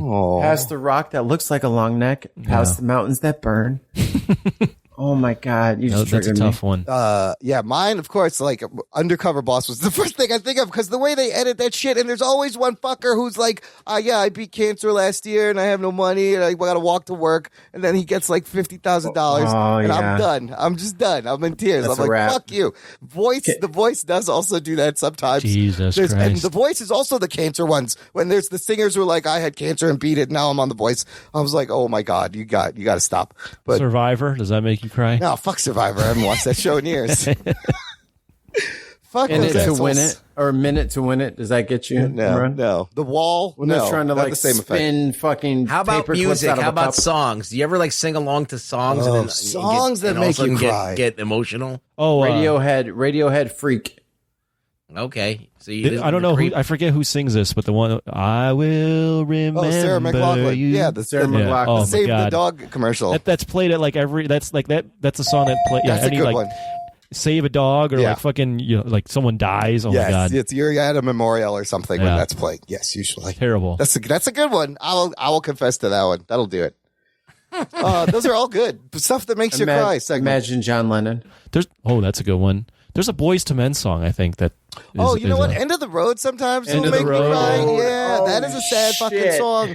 Especially when like you're graduating high school and your friends are leaving and everyone's splitting up and you're listening to this song. Oh, and that was the one. That is one. That's an obvious one. But the one I was thinking of was Boyz II Men, Mariah Carey, One Sweet Day. Oh, see, I was out of. Oh yeah. You don't know. You were out. I don't know that song. You were out. Somebody I know that sing it. I don't know that one. I'm not. I can't. I don't think. I don't know that one. But maybe it'll make me cry. And I know you're shining down on me from heaven. Yeah. Well, it's definitely not the. It is. Those are the lyrics, but it doesn't sound like that. No, yeah, I can't sing like Mariah Carey. That we've lost along the way. Yeah. There you go. Eric Clapton's "Tears from Heaven," which is a song about like his son who died, and he's singing to him in heaven, and the kid like fell out the window, and it's the fucking saddest thing. It's the saddest song, and the song's really sad. Would you know my name if I saw you in heaven is the fucking lyric. Tell me that's not going to make you cry. His kid fucking fell out a window, man. Yeah, it's fucked up. Like, and he was a little toddler. He was like a small kid. Yeah. So that always makes me cry. Okay, anyways, that was great. Great tangent. Christ. Back to more reactions to Mando. Johnny Gons said, this is a hard transition back to this. Johnny Gons, looking forward to all the Luke stories during this time. He force crushed a Dark Trooper. Damn. Not going to happen, guys. Dude, but him force crushing that thing like a can was fucking awesome. I like Rugboy just shitting on everyone's post. All right, how about this one? Blake Braden says, I'm excited to see how they regain the throne of Mandalore, Admiral Thrawn, Ezra Bridger, Sabine maybe, and how Ahsoka makes some more guest appearances. I feel like we won't see the child for a little. Maybe we'll get a time jump, 5 years or so until the group is in trouble again. The child makes an appearance to save them. Yeah, I wouldn't mind that. And then Jose Ibarra, epic geek boner. Then tears. He also teared up. Wish I could say that was the first time crying following a boner. Not his first time crying after a boner. So good comments. Most of the time. Yes, that's always happens to me. Can I add one more thing that made me absolutely completely melt? Yes. Sure. All right, so I'm going to be a little vulnerable with you guys. Oh, there we go. Play the sexy music. When I saw Black Panther the first time in theaters, the day it came out, I'm all the way in the back row. I got the fucking Dolby subwoofer butt cushion seats. The sound is great. The visual is great. Everything's perfect. And then it was that Warrior Falls scene. Yeah. Where they were just And this is why I like Mandalorian so much, because the same guy who did all of the music Ludwig Göransson is doing the music. Yes, yeah, he did the same guy who did the music for Black Panther did the music, and that's Childish Gambino, Donald Glover. That's his like best friend and producer. Oh, really? Oh, cool. Same fucking dude. Yeah. So when they are fucking doing that huge sweeping left to right panoramic scene on the cliff. Of the everyone represented from each village, and everything is so African centric and everything is so beautiful. I was fucking 31 and I have never seen anything so black and so pretty in my entire existence, and it fucking shatters me. Wow. Every time I see it. Every time I see it. Every time, wow. Shatter that fucking Warrior Falls scene where they yeah. I was like, oh, fucking. It's so colorful. Turn it off.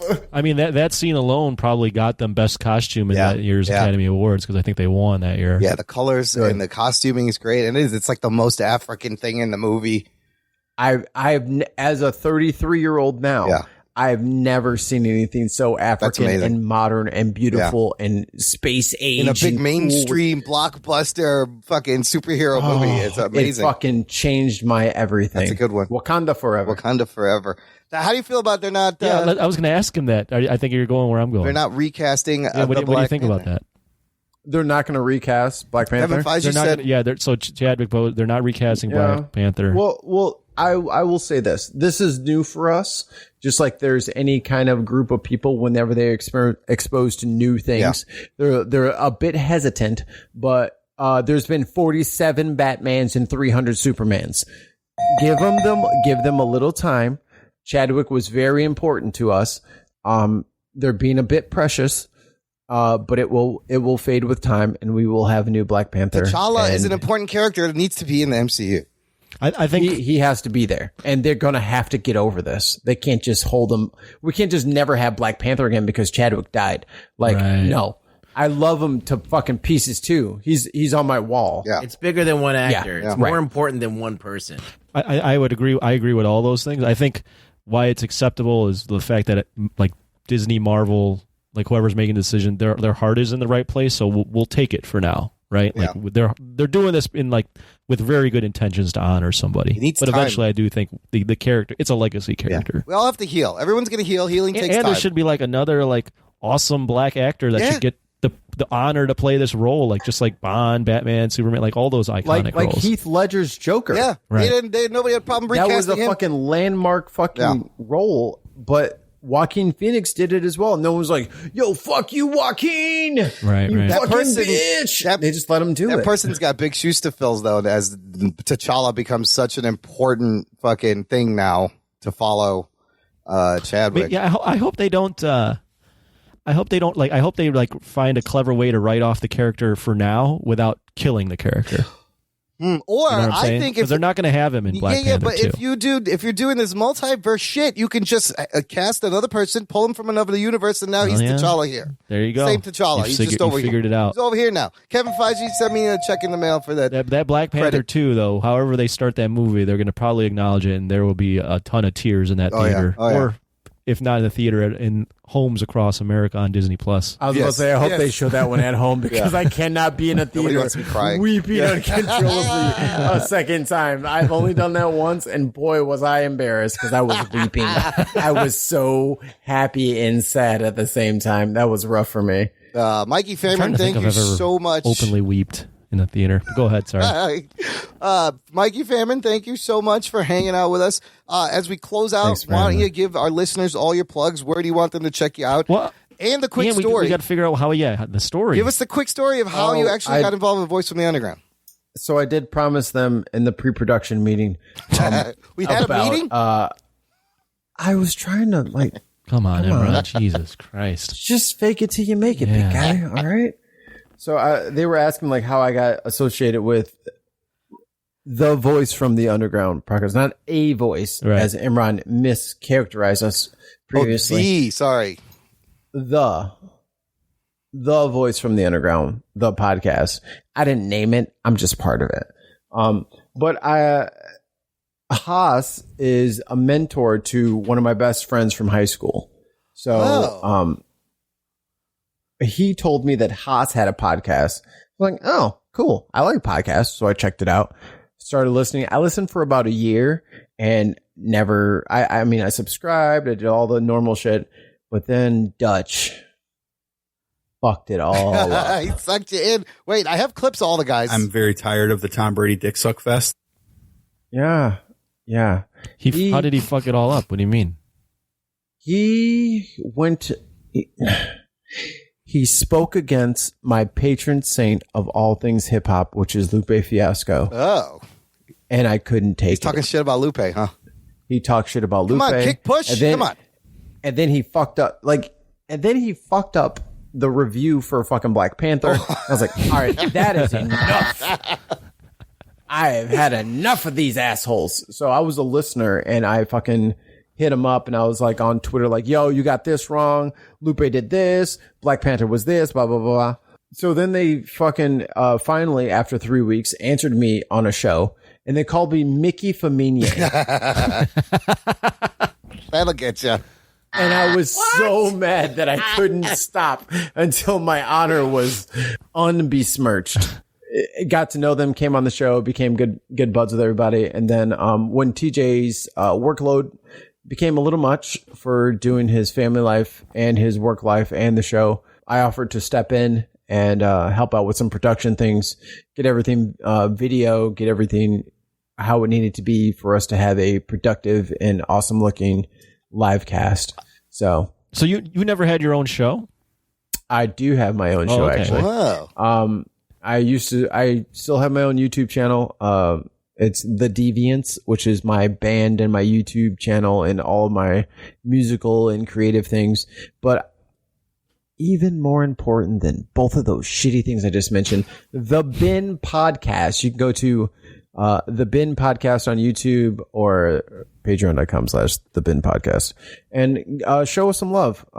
It's 5 of us. We live in Chicago, LA, Chi-town, West Essex, East Essex, London, West England? Essex, England. Holy shit. Yeah.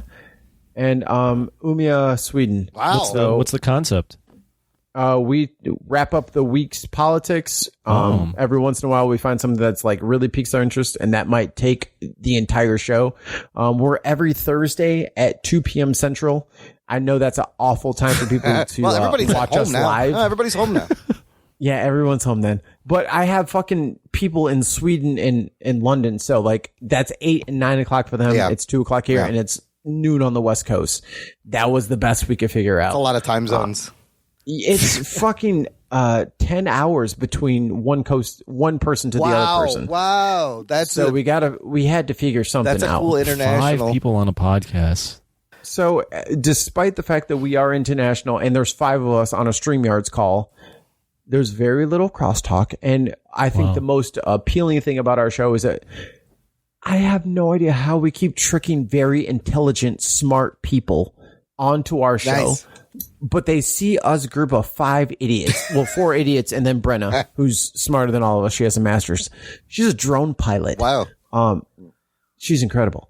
But us 4 drunkards and Brenna, we always get these incredibly, like, we've had people from boy bands. Well, we've had 2 people now that are world record holders, Guinness World Record holders. Wow.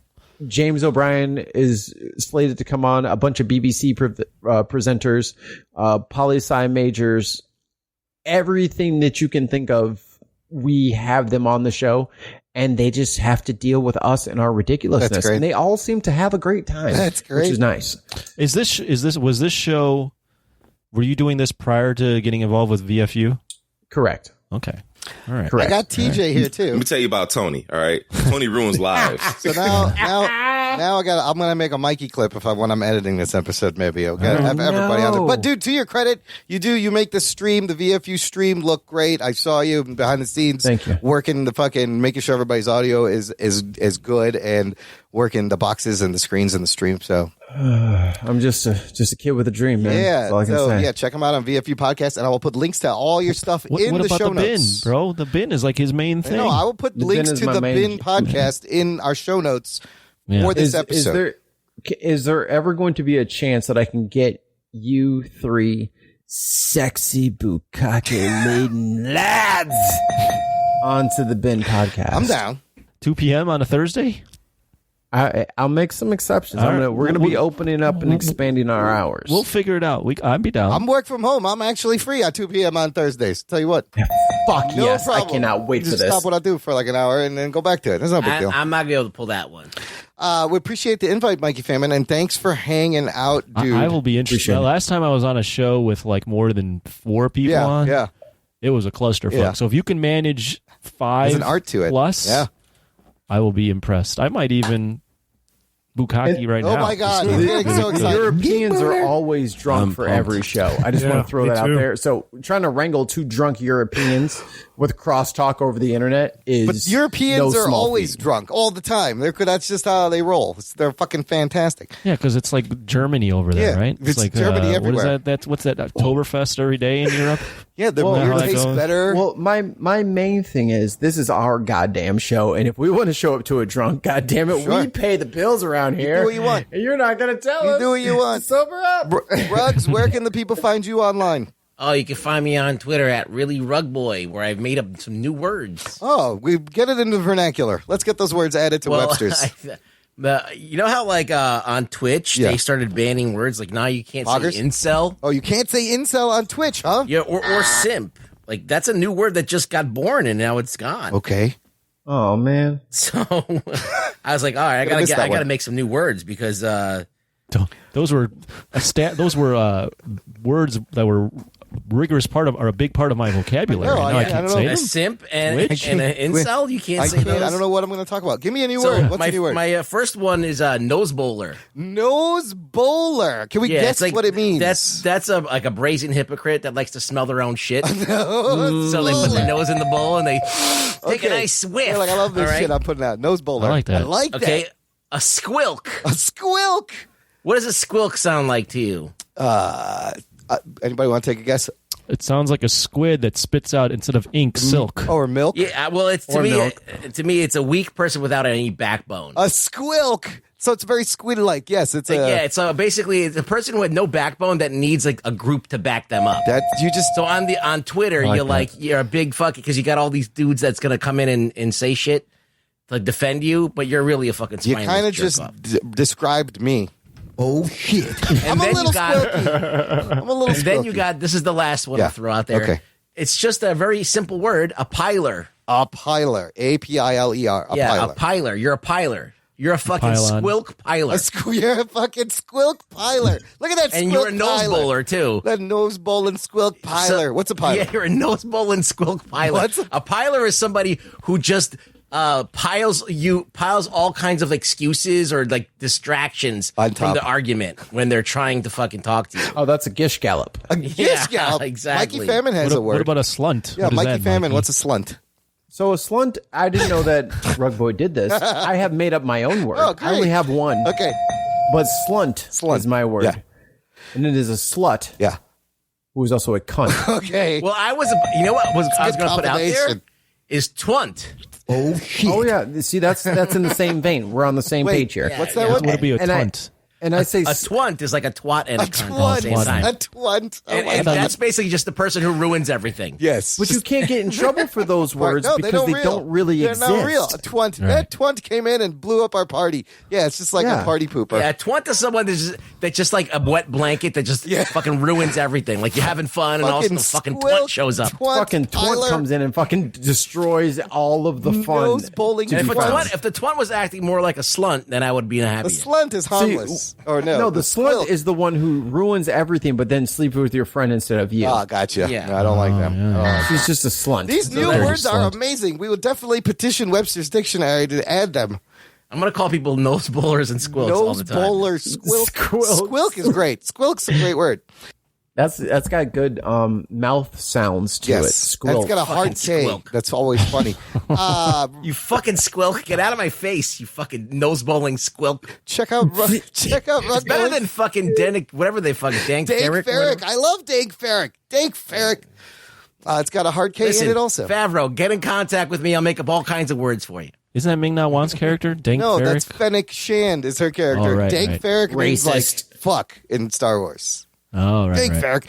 Check out all of Rugboy's words on his Twitter at Really Rugboy Listener. Check out the show notes for this episode. You happy you asked me about my Twitter? Absolutely. That was amazing. Show notes for this episode, jockandnerd.com/361. Well, you will see links to everything we talked about, all of Mikey Famine's podcasts, how to get in touch, how to subscribe, and of course, most importantly, tell a friend, share the show, post it everywhere, run up to the next person you see, give them one of these, Jock and Nerd, and then run away. And we'd appreciate it. Thanks for listening to the Jock and Nerd podcast. My name is Imran. My name's Anthony. He's the Jock. And he's the Nerd. We'll peep you next time. We made up a lot of words on this shit. Those words were amazing. Like felty, we never. Floppy jock. That's original. We made all these. We make all kinds of. We have a whole lexicon. We have our own lingo. Right. Jock and Nerd.